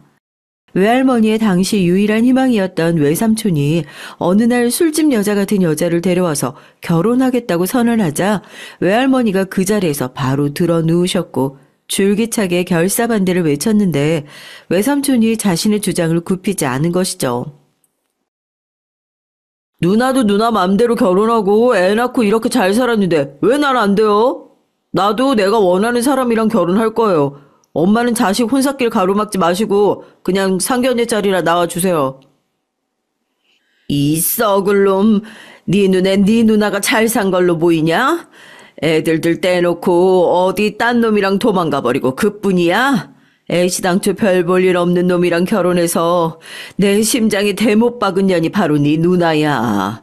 너도 네 누나 전철 그대로 밟아서 인생 한번 대차게 망해보고 싶은 거야? 그런 거야? 외할머니는 외삼촌이 엄마의 전철을 밟을까 더욱더 극구 반대하셨지만 외삼촌은 상견례 자리에 나오지 않으면 자기는 인연을 끊어버리겠다는 말로 위협을 하더라고요. 어린 제 눈에도 외삼촌과 외할머니의 갈등은 보통 갈등이 아니었습니다. 결국 자식 이기는 부모 없다고 외할머니는 그 여자를 받아들이시긴 했지만 마음에 우라병이 찾아온 건지 그 이후 사람이 완전히 돌변해 버렸어요. 당시 집에 할머니가 부리던 가정부 아줌마가 한 분 계셨는데 저희를 그나마 이뻐하시던 어른이었죠. 그런데 어느 날은 그 가정부 아주머니가 자기 지갑을 훔쳐갔다며 몰아세우시더라고요. 가정부 아주머니는 그 집에서 10년 차 일을 하신 분이었고 단 한 번도 눈밖에 나는 행동을 하신 적이 없는 분이셨는데도요. 니년이 도둑질한 건 맞잖아. 그럼 니년이 아니면 누구란 말이야? 전에 고아로 자랐다고 해서 불쌍해 없는 걸 받아주고 살았더니 내 손주 계집년들이랑 아주 똑같네. 이래서 말이야 사람은 잘해주면 안 된단 말이 나오는 거야. 잘해주면 잘해줄수록 기어오르는 법만 알지 어디 고마운 줄을 아냔 말이지. 할머니, 여기서 우리 얘기가 왜 나와요? 그리고 아줌마 할머니 지갑 안 가져갔어요. 할아버지가 아까 담배 사러 가신다고 지갑 가져가셨다고요. 네 요망은 계집애가 거짓말을 하고 앉아있어. 너 네 좋아하는 학교도 보내주고 밥도 풍요로이 먹여줬더니 그 입으로 거짓말을 했사며 이 할머니를 욕보여? 저 사모님, 저 정말 아니에요. 제가 왜 사모님 지갑을 탐내겠어요. 사모님께 늘 잘했다고 생각했는데, 이런 대접 받을 줄 정말 꿈에도 몰랐네요. 사모님 전 맹세코 아닙니다. 제 몸 뒤져봐도 좋으시고 물건 뒤져봐도 좋아요. 엉엉 울며 그렇게 자신의 결백을 주장하던 아줌마의 얼굴이 참 가여웠어요. 그 와중에 할머니는 순애의 반항이 마음에 안 들었는지 괜히 순애에게 화풀이를 하며 당장 증거를 내놓으라는 둥 말도 안 되는 궤변으로 한낱 어린아이를 몰아세웠습니다. 할머니, 왜 순애한테 뭐라고 하세요? 순애가 직접 본 걸 말한 것 뿐이잖아요. 제발 노여워하지 마시고 진정하세요. 결국 제가 사태를 진정시키기 위해 한마디를 거들었는데 그게 더 큰 화가 될 줄 몰랐어요. 그날은 외삼촌이 결혼을 앞둔 하루 전날이었고 자신도 감당 못할 분노에 쌓여있던 할머니는 곧바로 손에 잡히는 대로 순애에게 물건을 집어 던지기 시작했습니다. 휴지부터 시작해서 도자기 그릇, 미술품, 액자, 집안의 고가의 물건까지 던져가며 악을 왁왁 써대는데 너무 무서워서 벌벌 떠는 저와 달리 순애는 더 바락바락 할머니에게 대들더군요. 나 이 집에서 못 살아. 나갈 거예요. 매일 할머니 눈치 보며 사는 것도 너무 힘들어요. 우리 언니한테도 밥 많이 먹는다고 뭐라고 하고 나한테도 매번 심부름만 시켜대고 난 이 집 아니어도 우리 언니랑 잘 살 수 있어요. 언니, 나가자. 중학생이었던 어린 순애의 말에 저까지 왜 동요가 되었던 건지 모르겠지만 당시에는 저 역시 이 집에서 나오고 싶은 마음이 한가득이었던 것 같습니다. 사실 이미 성인이 되었던 나이인지라 독립을 해야 하는 시기이기도 했고요. 할머니가 절 대학 보내줄 리는 없으니 그냥 어떻게든 공장이라도 들어가 일하면 순애와 함께 살 수 있지 않을까 하는 생각이었어요. 그리고 저희가 무작정 그렇게 짐을 싸서 나간 곳은 국밥집이었습니다. 소리를 너무 질러대서인지 언니 나 배고파 하며 조심스레 제 손목을 붙잡는 순애를 데리고 시장통에 있는 돼지국밥집으로 갔는데 이상하게 마음이 편해지더라고요. 맛있게 국밥을 호로록 넘기는 순애의 모습을 보며 마음속으로 가졌던 막연함이 흩어지는 것 같았습니다. 그래, 내가 내 동생 위해 못할 게 뭐냐. 어머니도 우릴 버렸고 할머니도 우릴 싫어했지만 난 순애를 버리지 않아. 어떻게든 이 아이 내가 책임지고 대학까지 보낼 거야. 외려 이런 결기가 생겼죠. 수중에 가지고 있는 돈이 얼마 없었기에 한 그릇만 시켜서 나눠 먹은 국밥이었지만 그때의 맛은 지금도 잊을 수가 없을 정도로 맛있었습니다. 저희는 그렇게 대충 허기를 달래고 근처의 바닷가로 향했어요. 그곳은 저희가 가끔씩 할머니와 눈을 피해 도망가곤 하는 곳이었는데 순애도 저도 그곳에 앉아 고요하게 넘실거리는 파도를 보고 있으면 마음이 진정되곤 했어요. 넓디 넓은 바다를 보며 손을 꼭 잡고 있으면 세상의 모든 풍파도 헤쳐나갈 수 있을 것 같은 자신감도 생겼고요. 언니 있잖아. 나 사실 대학 가고 싶고 미술 공부 그거 하고 싶어. 선생님이 나한테 그림에 소질이 있대. 그림은 돈이 많이 들어서 할머니한텐 말 못했지만 그래도 언젠가 내가 돈 벌어서 꼭 공부할 날이 왔으면 좋겠어. 순애야, 걱정하지 마. 언니가 책임지고 너 미술 공부 시켜줄 거야. 언니가 돈 많이 벌게. 그렇게 대책 없이 조촐한 진가방 하나 들고 나온 그날도 여지없이 바닷가 앞에 앉아서 저희는 막연한 미래를 얘기하고 있었죠. 하지만 사람 일은 결코 한 치 앞도 알 수 없다는 것이 저는 그날 그리 큰일이 벌어질 줄 몰랐습니다. 내 동생 순애에게 우리 어머니가 주지 못한 사랑을, 아니 그보다 더 큰 사랑을 주겠다고 약속한 날, 순애가 갑자기 몸이 뜨겁다며 바닷물에 들어가겠다고 하더라고요. 날씨가 더운 여름날이었기에 그럴 만도 했지만 여기는 사람이 없는 바닷가라 저는 발만 담그고 오라고 했어요. 알겠어. 그럼 언니 잠시만 기다려. 그리고 순애는 해맑은 얼굴로 저를 보며 한 번 웃고 바닷물을 보며 기운차게 호령을 넣더니 바닷물 속으로 소리를 지르며 뛰어들어갔어요. 저는 그때까지도 웃으며 순애를 보고 있었죠. 근데 몇 분이 지나고 보여야 할 동생이 보이지 않는 겁니다. 심장이 불안정하게 뛰기 시작했죠. 설마. 불안감이 솟으며 저는 그제야 정신없이 바닷물 쪽으로 뛰어들어갔습니다. 순애야, 순애 어딨니? 대답 좀 해봐, 순애야.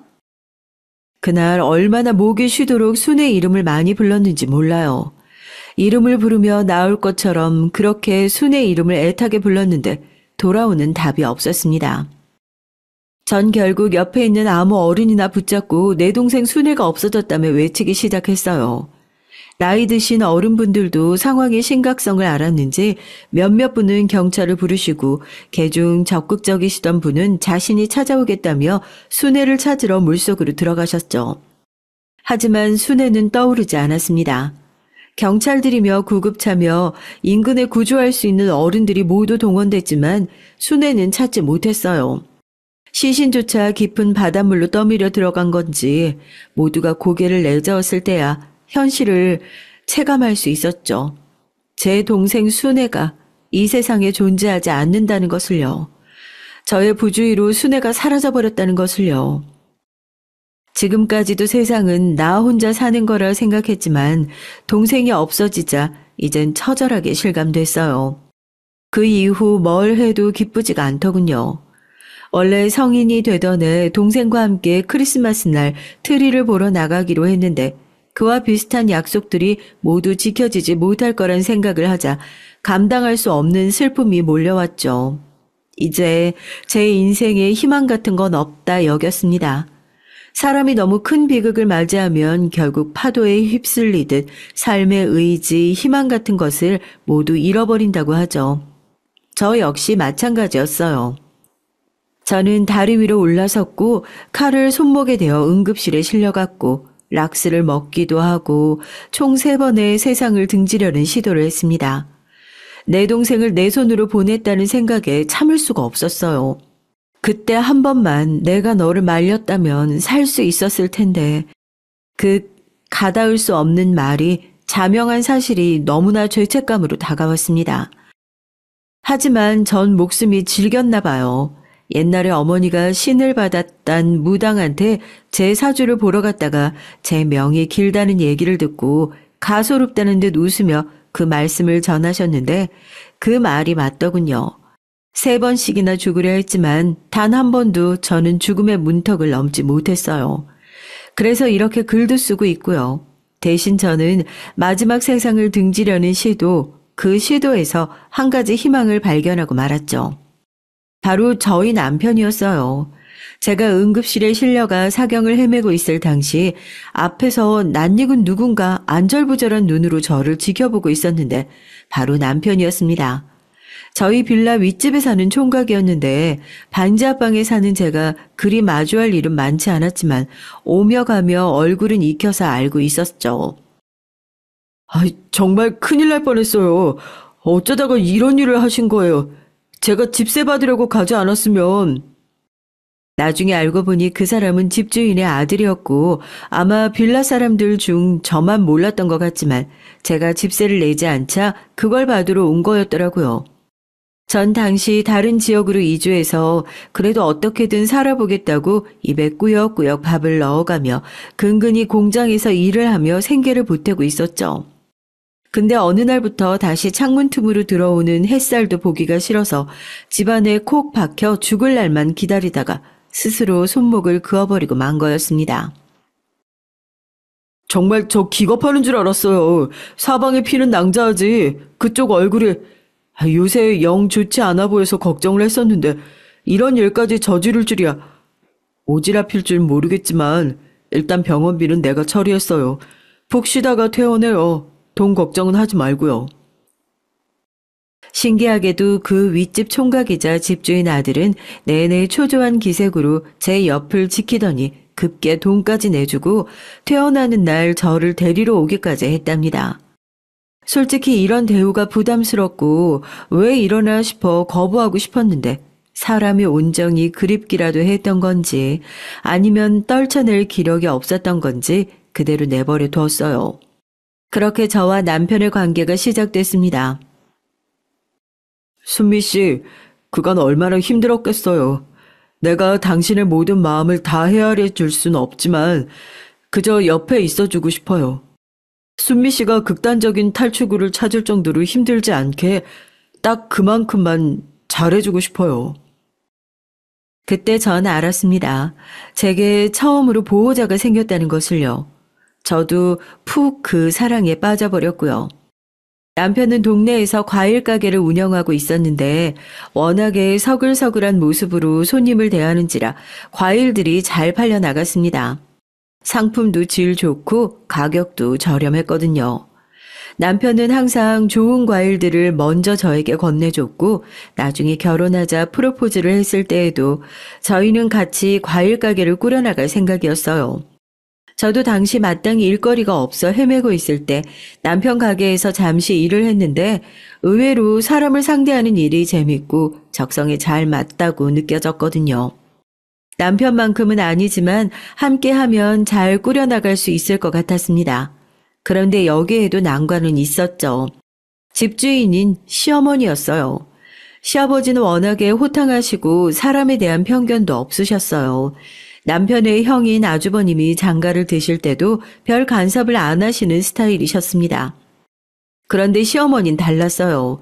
아주버님이 자신의 성에 안 차는 여자와 결혼했다며 내내 불만을 토로하셨거든요.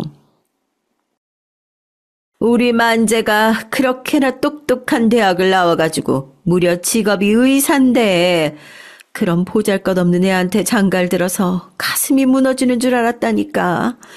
세상에 무슨 쬐까는 회사 다니는 경리라는데 큰애 고집이 하도 세서 막을 수도 없고 정말 꼴까닥하고 기절이라도 하고 싶은 심정이었다고. 아이고, 아가씨한테만 하는 말이니까 우리 작은애한텐 말하지 말고. 네, 걱정 마세요. 근데 격리라고요? 제가 듣기로는 지금 변호사 사무실에서 일한다고 하시던데요? 저번에 그 집주인 아저씨한테 들었어요. 어? 그 양반이 또 그런 말을 했어. 아니, 아가씨, 변호사 사무실 거기서 일하는 것도 그냥 별거 아니야. 뭐 커피 타주고 다방 여자 하는 그런 일이라 하겠지 뭐. 안 봐도 뻔해. 저와 남편의 사이가 비밀로 붙여져 있을 때 이런 얘기를 저에게 수달합시고 하던 시어머니였으니 제가 남편과 결혼하겠다고 했을 땐 어떤 반대가 있었겠어요. 겨우 반지 앞방에 살며 입에 풀칠도 제대로 못하는 여자랑 결혼을 하겠다고 하니 그야말로 뒤집어졌습니다. 나는 결사반대야. 절대 결사반대야. 내가 미쳤니? 아가씨 같은 여자를 며느리로 맞아들이게. 아이고, 얌전한 고양이가 부뚜막에 먼저 올라간다더니만 난 아가씨가 설마 내 등에 이렇게 칼을 꽂을 줄은 몰랐네. 나는 이 결혼 허락할 생각 없어요. 그러니까 만수 너도 마음 접고 아가씨도 당장 방부터 빼요. 당장. 어머니, 제가 잘하겠습니다. 그래도 안 될까요? 누가 어머님이야. 게다가 아가씨는 한번 죽으려고까지 했다면서. 아유, 그런 정신불안정한 정신병자를 어떻게 내 집에 들일 수가 있겠어요? 상식적으로 그게 말이 되냐고. 아니, 당신 고만 못 둬? 이 아가씨가 뭐가 어때서? 당신이라 상식 운운하지 말고 좀 상식적인 사람이 되어보지 그래. 사람이 죽으려고 할 땐 그만한 이유가 있었겠지. 그리고 자꾸 조건 얘기하면서 걸고 넘어지는데 우리 만수는 뭐 빼어난 조건이야? 그냥 과일 가게 물려 이어받아 하고 있는 놈이 뭐가 대단하다고 결사반대야? 내가 대통령이면 몰라. 난 한평생 농사일하다가 여기 와서 겨우 트럭으로 과일이나 싣고 다니며 팔던 사람이고 내 아들도 다르지 않어. 그러니까 애들 결혼에 이래라 저래라 더 끼지 마. 그때 저희가 결혼을 할 수 있었던 건 시아버지 덕분이었죠. 시아버지가 결혼을 지지해주지 않았다면 저희의 결혼이 과연 성공으로 이어질 수 있었을지 아직도 미지수입니다. 참 감사한 분이죠. 그리고 결혼을 하고 나서도 시어머니는 여전히 저를 마음에 안 들어 하셨지만 시아버지는 줄곧 잘해주셨어요. 남편이 사실 생긴 외모나 인상도 시아버지를 많이 닮았는데 성격도 그대로 빼어 닮은 건지 한가족이 되어보니 정말 자상하다는 걸 느끼겠더라고요. 제가 임신으로 입덧이 심해 아무것도 먹지 못하고 있을 때 그때 유일하게 먹을 수 있는 음식이 신기하게도 과일이었는데 시아버지며 남편이며 그렇게나 좋은 과일을 많이 챙겨주었답니다. 덕분에 인생의 호강이라는 것을 그때 다 누렸던 것 같아요. 그런데 또 다른 가족이 생겨 이렇게 호의호식하며 잘 살고 있는 스스로를 한 번씩 되돌아볼 때면 두고 온 동생이 생각이 나더군요. 이 세상에 없는 내 동생, 하지만 왠지 어딘가에 살아있을 것 같은 동생이요. 시신을 보지 못해서 그런 건지 전 동생이 어딘가에 왠지 숨을 쉬고 살아있을 것 같다는 생각을 많이 했습니다. 남편에게 말하면 남편은 그저 대답할 말을 찾지 못하고 맥없이 웃기만 했죠. 어렸을 적 동생과 저는 결혼을 한다면 하는 주제로 시시콜콜한 대화들을 나누곤 했어요. 허무맹랑한 대화라 생각하고 싶지만 실상은 그렇지 않은 가슴 아픈 얘기였습니다. 언니, 난 엄청 잘생긴 사람이랑 결혼할 거야. 그리고 부자인 사람. 야, 그렇게 두 가지 다 갖춘 사람이 어딨어. 한 가지만도 힘든데. 아니야, 난 잘생기고 부자인 사람이랑 결혼할 거야. 만약에 하나를 선택하라면 부자인 사람. 그러면 내 남편이 언니도 챙겨주고 언니 자식들도 챙겨줄 거 아니야? 우린 돈이 없으니까 지금 불행하잖아. 근데 난 언니가 웃었으면 좋겠어. 돈이 있으면 웃을 수 있잖아. 그땐 그 말에 아무런 감흥을 느끼지 못했지만 동생의 그 말은 오래도록 잊혀지지 않고 마음을 아프게 했어요. 그러던 어느 날 외할머니의 부고 소식이 들려왔습니다. 외삼촌께서 전번날 직접 저희 집에 방문을 해서 외할머니가 아프시다고 알려주셨는데 그로부터 한 달도 채 안 되어 돌아가신 것이었어요. 전 장례식에 가지 않았습니다. 외삼촌을 생각하면 가야 마땅한 것이었지만 간다면 어른들 사이에서 동생 얘기가 나올 게 분명했고 그럼 견딜 수 없을 것 같았기 때문이에요. 다만 조의금을 넉넉하게 해서 마지막 길 도리는 다 하고자 했습니다. 그런데 더 이상 연락이 없을 줄 알았던 삼촌으로부터 다시 연락이 왔어요. 외할머니 짐을 정리하면서 동생에 관한 물건이 발견됐다고요. 네가 직접 와서 보면 좋을 것 같아서 말이야. 시간 되면 꼭 들려라.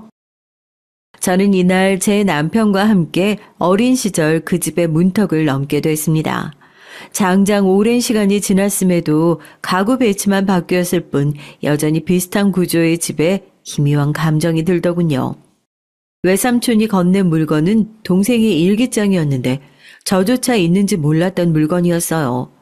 낡은 수첩에 조그만 글씨로 적혀있는 일기장을 밟자마자 저도 모르게 심장이 뛰었는데 안을 열어보니 분명 동생의 필체가 맞았습니다.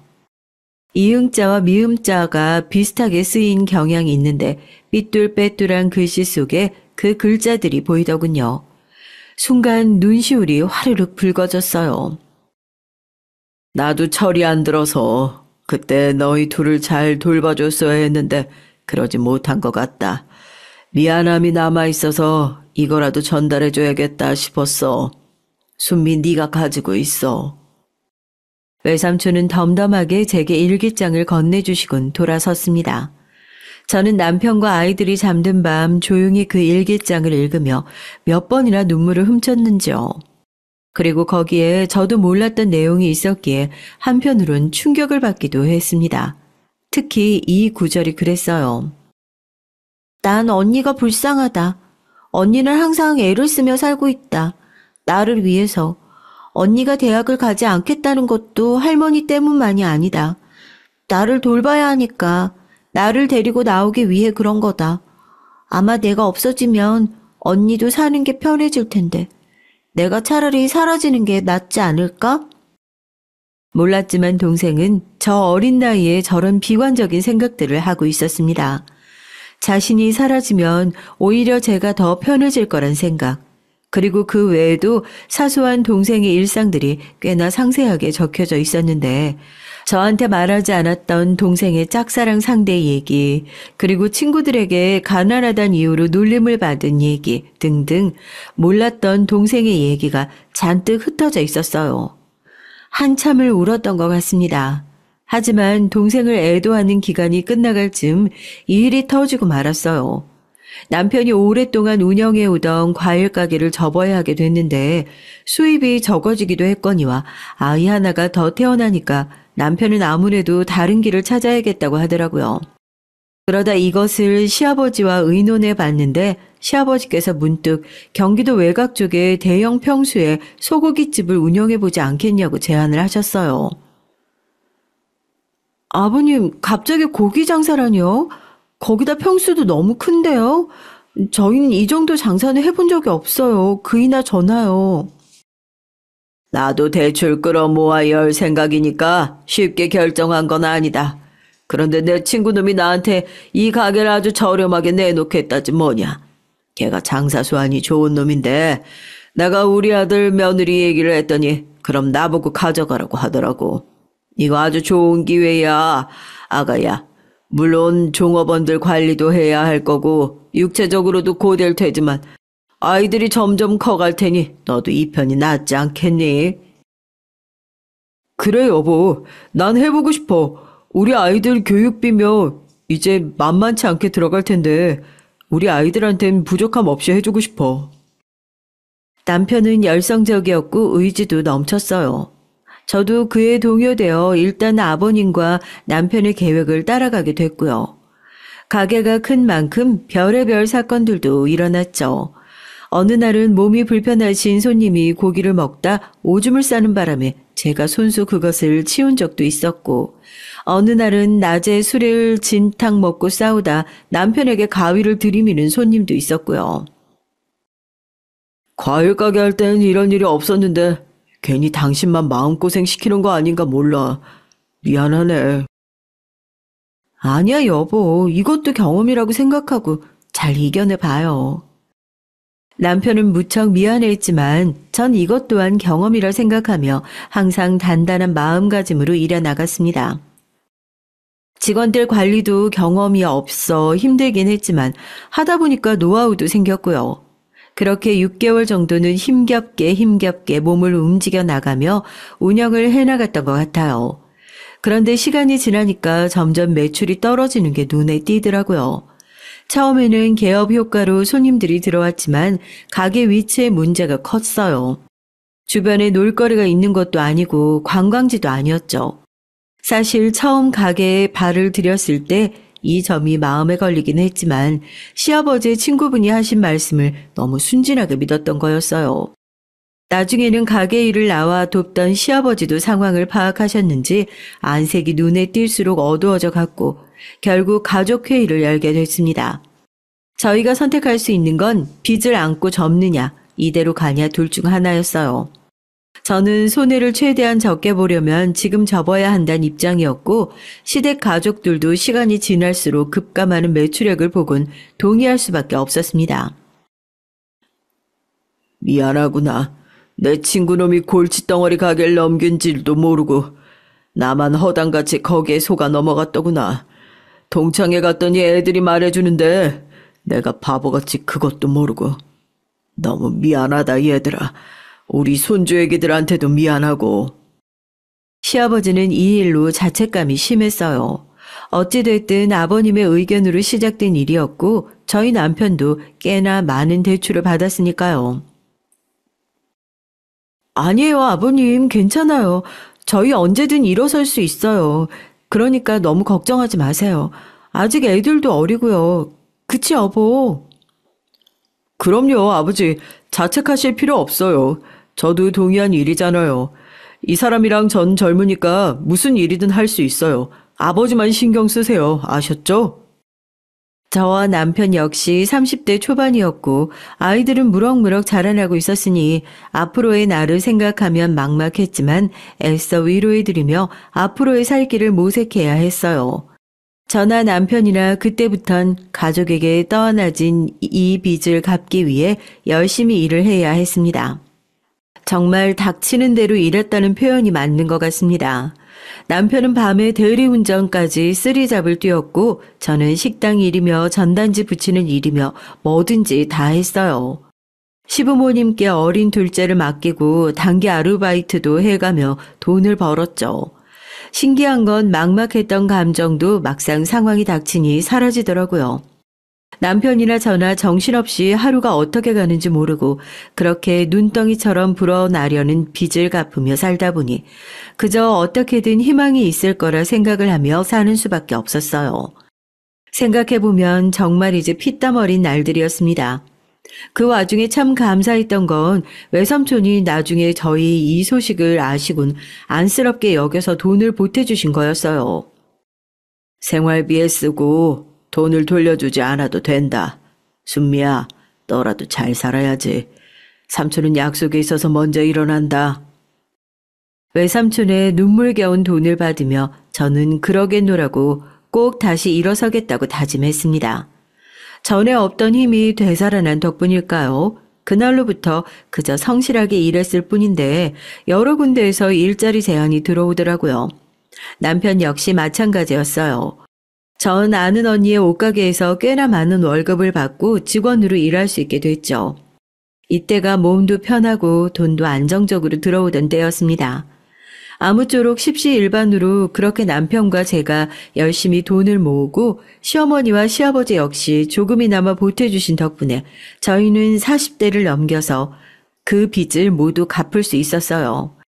빚이란 이름이 사라진 순간 저희는 풀썩 주저앉아 서로를 붙들고 울음을 터뜨렸습니다. 사실상 기적과 같은 일이었고 그리고 그토록 찾던 희망을 저희 손으로 거머쥔 순간이었어요. 그런데 동시에 또 하나 안타까운 일이 벌어졌는데 그 일로 인해 저희에게 큰 돈이 돌아오게 됐습니다.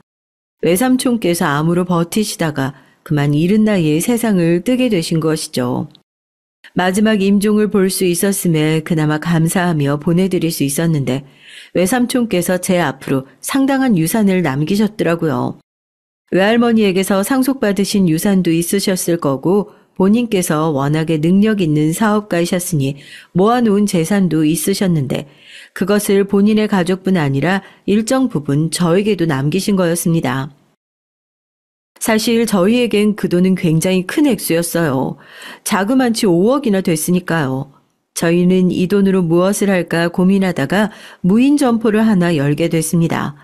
직원을 따로 두지 않고 관리만 하면 되는 형태고 자본이 많이 들어가지도 않으니까 딱이라고 생각했죠. 그리고 일단 점포를 운영하면서 나머지 돈은 어떻게 굴릴지 차차 생각을 해보자 했어요. 그런데 이 무인 점포가 어떻게 기막힌 인연이 되어 이런 놀라운 기적을 불러올 수 있었던 걸까요? 어느 날부터 무인 점포에 초등학생으로 보이는 남자애가 와서 자꾸 과자를 훔쳐가더라고요. 저희 무인 점포 과자 가격이 500원, 1000원 정도였는데 많이는 훔쳐가지도 않고 한 개, 두 개 정도를 티셔츠 안에 숨기더니 재빠르게 나가는 거였습니다. CCTV가 있는지라 금방 확인이 됐죠. 사실상 원래 이런 일이 발생하면 도둑질을 하는 사람의 얼굴을 프린트해서 가게 벽면에 붙여놓으며 경고를 하곤 했는데 아이이고 하니까 난감하더라고요. 게다가 아이가 과자 몇 개를 집어 잔뜩 움츠린 모양새로 나가는 모양새가 어쩐지 눈에 밟히기도 했고요. 그래서 저희 부부는 물건을 정리하다가 아이가 왔을 때 한번 불러 훈육을 하기로 했습니다. 그날도 역시 아이가 과자를 훔쳐 티셔츠 안에 넣었을 무렵이었는데요. 제가 아이를 불러서 저지했어요. 얘, 그 과자 내려놔라. 아줌마 가게 주인이야. 죄송합니다. 아이는 너무 놀란 나머지 과자를 바닥에 떨고 없고 얼른 문 밖으로 도망을 가려고 했어요. 가지 말고 말해봐. 왜 훔쳤니? 이런 건 도둑질이야. 네가 아무리 과자가 먹고 싶어도 가게 물건 훔치는 행위는 안 되는 거라고. 그게요. 죄송합니다. 아이는 눈물을 한가득 머금으며 계속 사과를 하더라고요. 그런데 한참 있다가 이어지는 아이의 답변에 외려 제가 당황하고 말았죠. 저뿐 아니라 남편 역시 마찬가지였습니다. 저 이번 한 번만 용서해 주시면 안 될까요? 정말 죄송합니다. 정말로 죄송합니다. 집에 아픈 동생이 있는데 이것 말고는 먹을 게 없어요. 동생이 오늘 한 끼도 제대로 못 먹었거든요. 죄송하다는 말을 수없이 반복하며 눈물을 뚝뚝 흘리는 아이의 말이 거짓말이 아니라는 건 단박에 느낄 수 있었어요. 동생이 아프다고? 네, 못 믿겠으면 보여드릴 수도 있어요. 문득 동생이 아프다는 말에 왠지 저는 동생 순애가 떠올랐어요. 순애 역시 늘 배고파하고 유통기한이 넘은 음식이란 걸 알면서도 쑤셔 넣는 바람에 자주 배를 아파했거든요. 게다가 저희가 한번 추락을 경험해봐서 그런지 오지랖이라는 걸 알면서도 저는 그 순간 도움의 손길을 내밀어야 한다고 느꼈습니다. 그리고 눈으로 확인을 해보고 싶은 마음이 들었어요.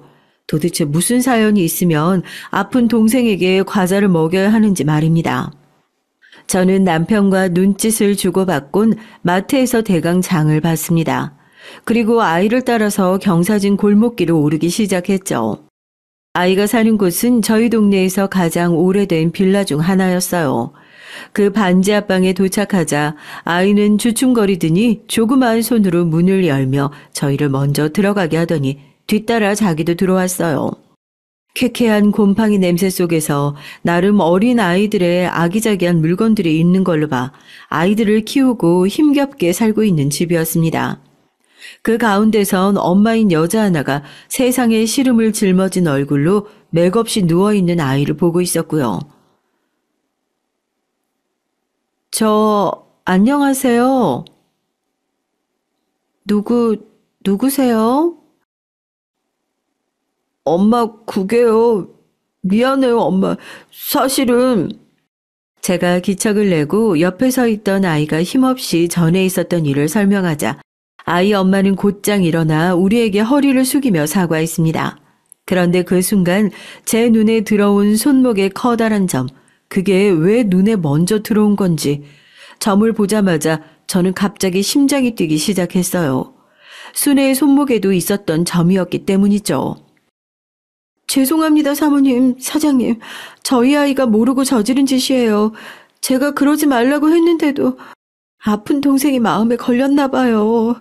살해는 해드리겠습니다. 정말 죄송합니다. 아, 네, 그런데 저기 혹시 이름이 어떻게 되나요? 네? 실례지만 왜 그걸 물으시는지요? 전 단번에 순애를 알아보지 못했습니다. 그도 그럴 것이 이미 오랜 시간이 지나 얼굴이 흐릿해져 있었으니까요. 그러나 입술이 열리며 어딘가 드는 익숙한 기시감이 자꾸 제게 말하는 듯 했어요. 이 여자는 순애라고요. 순간 전 그럴 리 없다는 걸 알면서도 이름을 묻게 돼버렸죠. 그리고 그 여자는 자신의 이름을 묻는 것에 흠칫 놀라더니 이내 조그맣게 자신의 이름을 밝히는데 그건 제 동생 이름이 맞았습니다. 한동안 아무 말도 할 수가 없었어요. 눈물이 줄줄 흘렀습니다. 영문을 모르겠는 듯 쳐다보는 아이들과 믿을 수 없다는 듯 저를 보는 남편의 시선이 동시에 제게로 향했어요. 그토록 찾아 헤매던 어딘가에 있을 것 같았던 내 동생이 이렇게 살아있었다니 도무지 믿을 수가 없었습니다. 저는 좀 더 확인을 해봐야 할 것 같아서 정신없이 이것저것 묻기 시작했죠. 어렸을 적 살았던 동네며 가족의 이름이며 말이죠. 그러자 그 가련한 여자도 무언가를 느낀 것인지 눈동자가 점점 커지더니 이윽고 눈물이 고이더군요. 설마... 그 순간 저는 동생을 와락 얼싸안고 눈물을 흘리며 이 기적 같은 재회를 맞이했습니다. 언니, 난 언니가 설마 나를 찾을 줄은, 이렇게 만나게 될 줄은 상상도 못했어요. 언니, 어떻게 이렇게 만나요? 나야말로 순애, 널 어쩌다가 이렇게 만났는지. 분명 내가 그 바닷가에서 널 잃어버리고 네가 영영 죽은 줄로만 알고 있었는데 너 정말 순애 맞지? 그치? 순애는 고개를 끄덕이며 자신이 맞다고 확인시켜 줬습니다. 그리고 그 후에 순애의 입에서 그간 어찌 살았는지, 왜 제게 돌아올 수 없었는지 얘기가 시작됐어요. 내가 눈을 떴을 땐 어느 남자의 집이었어요. 부모님을 모시고 사는 남자 집이었는데 우리 고향과는 다른 마을이더라고요. 어쩌다 여기까지 왔냐고 물으니까 자기는 고기잡이를 하는 배를 몰고 있는데 물살에 휩쓸려가는 저를 발견하고 바로 건져 올린 거래요. 그러면서 어디 사는지 가족은 어디에 있는지 묻는데 이상하게 기억이 하나도 안 나는 거예요. 마치 머리가 텅 빈 것처럼. 아마도 머리에 충격이 가해진 건지 난 그렇게 한 5년을 내 이름이 누군지도 모르고 살았어요. 그러다 날 구해준 그 남자와 눈이 맞아서 결혼까지 하게 됐고요. 그런데 내 운명도 참 기구하지. 우리 시부모님이 아주 지독하고 악독한 사람들이었어요. 말로는 표현이 다 안 될 정도로요. 내가 누군지 언니의 존재가 생각나서 급히 언니를 찾으려고 하니까 안 된다면서 난 이미 시댁 사람이라고 여기 묶어놓고 절대 문 밖 못 나가게 하더라고요. 난 그 당시에 우리 남편만 바라보며 섬에 살고 있었는데 섬 사람들 중 누구도 나를 도와줄 사람이 없었고 이제 와서 세월이 흘러가 버린 지금 언니를 찾아봤자 언니에게 내 존재가 민폐만 될 것 같았어요. 왜 그런 생각을 했어, 순애야? 왜? 날 찾지. 내가 널 얼마나 그리워했는데. 순애는 그 이후 그렇게 남편과 시부모님을 모시며 섬에 살다 아이들을 낳았다고 합니다. 근데 어느 날 바닷가에 고기를 잡으러 나갔던 남편이 죽으며 더 이상 함께 살 희망을 느끼지 못했고 시부모님의 눈을 피해 도망을 갔다고 해요. 아이들만 데리고서 말입니다. 그렇게 정착한 동네가 놀랍게도 제가 살던 이 동네였고 순애는 아이들과 어떻게든 일을 하며 아등바등 살아나가고 있었다고 해요. 근데 어떻게든 내 자식들만 바라보며 살아야지 하던데 어느 날부턴가 몸이 불타듯이 아파오는 거예요. 이곳저곳 미친 듯이 쑤시고 바람만 불어도 너무 아프고 병원에 가봤더니 원인을 알 수 없는 섬유 근육통이라는데 도저히 이 몸으로는 일을 할 수가 없어서 결국 기초수급자로 선정되어 돈을 받게 됐죠. 근데 하늘도 무심하시지. 내가 차라리 나만 아팠어야 하는데 내가 또 우리 아들까지 아프겠지 뭐예요. 우리 아들이 이렇게 아직 어린데 우리 아들도 나보다 더한 희귀병에 걸려서는 방법이 없다고 하더라고요. 약이라도 먹어야 하는데 그 약값이 보험도 안 되고 너무 비싸서 애들 학원이며 우리 집 생계며 아무것도 못하고 그냥 어떻게든 애 약값만 대고 있는 거예요. 그래서 이런 일까지 생기고 말았네요, 언니. 순애는 그 얘기를 하며 숨죽여 울음을 토하는데 일그러진 순애의 얼굴을 보니까 너무 가여웠습니다. 제가 해줄 수 있는 건 하나였죠. 경제적인 지원, 오랜만에 찾은 나의 혈육에게 모든 것을 해주고 싶었습니다. 다만 여기엔 남편의 동의가 필요했는데 남편이 흔쾌히 허락을 해주더군요. 당신이 얼마나 그리워했던 동생인데 이것도 인연이지. 우리가 다행히 여유가 되잖아. 도와주자. 저는 아이의 희귀병에 필요한 병원비를 모조리 지원을 해줬고 순애 역시 증상이 나아질 수 있도록 수술을 받게 해줬어요. 아직 30대인 순애가 이렇게 넋놓고 일도 못하고 아파하는데 언니인 제가 가만히 있을 수 없잖아요. 순애는 너무나 고마워하며 이 은혜를 어찌 갚아야 할지 모르겠다고 울었지만 저는 당연한 것이라고 생각했습니다. 외려 이 모든 것이 어떤 운명의 흐름처럼 예비되어 있었던 게 아니었을까 생각마저 들었죠. 외삼촌의 도움으로 거액을 갖게 되고 그것이 내 하나뿐인 소중한 혈육 순애에게로 돌아갔으니 말입니다. 아마도 외삼촌 역시 하늘에서 이 일을 기특하게 여기며 웃고 계실 거라 생각해요. 참고로 전 지금 순애와 순애의 아이들과 함께 도란도란 아주 잘 지내고 있답니다. 이 기적 같은 일에 하루하루 감사하며 지금껏 풀지 못한 얘기 보따리를 마음껏 풀며 말이죠. 지금까지 들어주셔서 감사합니다.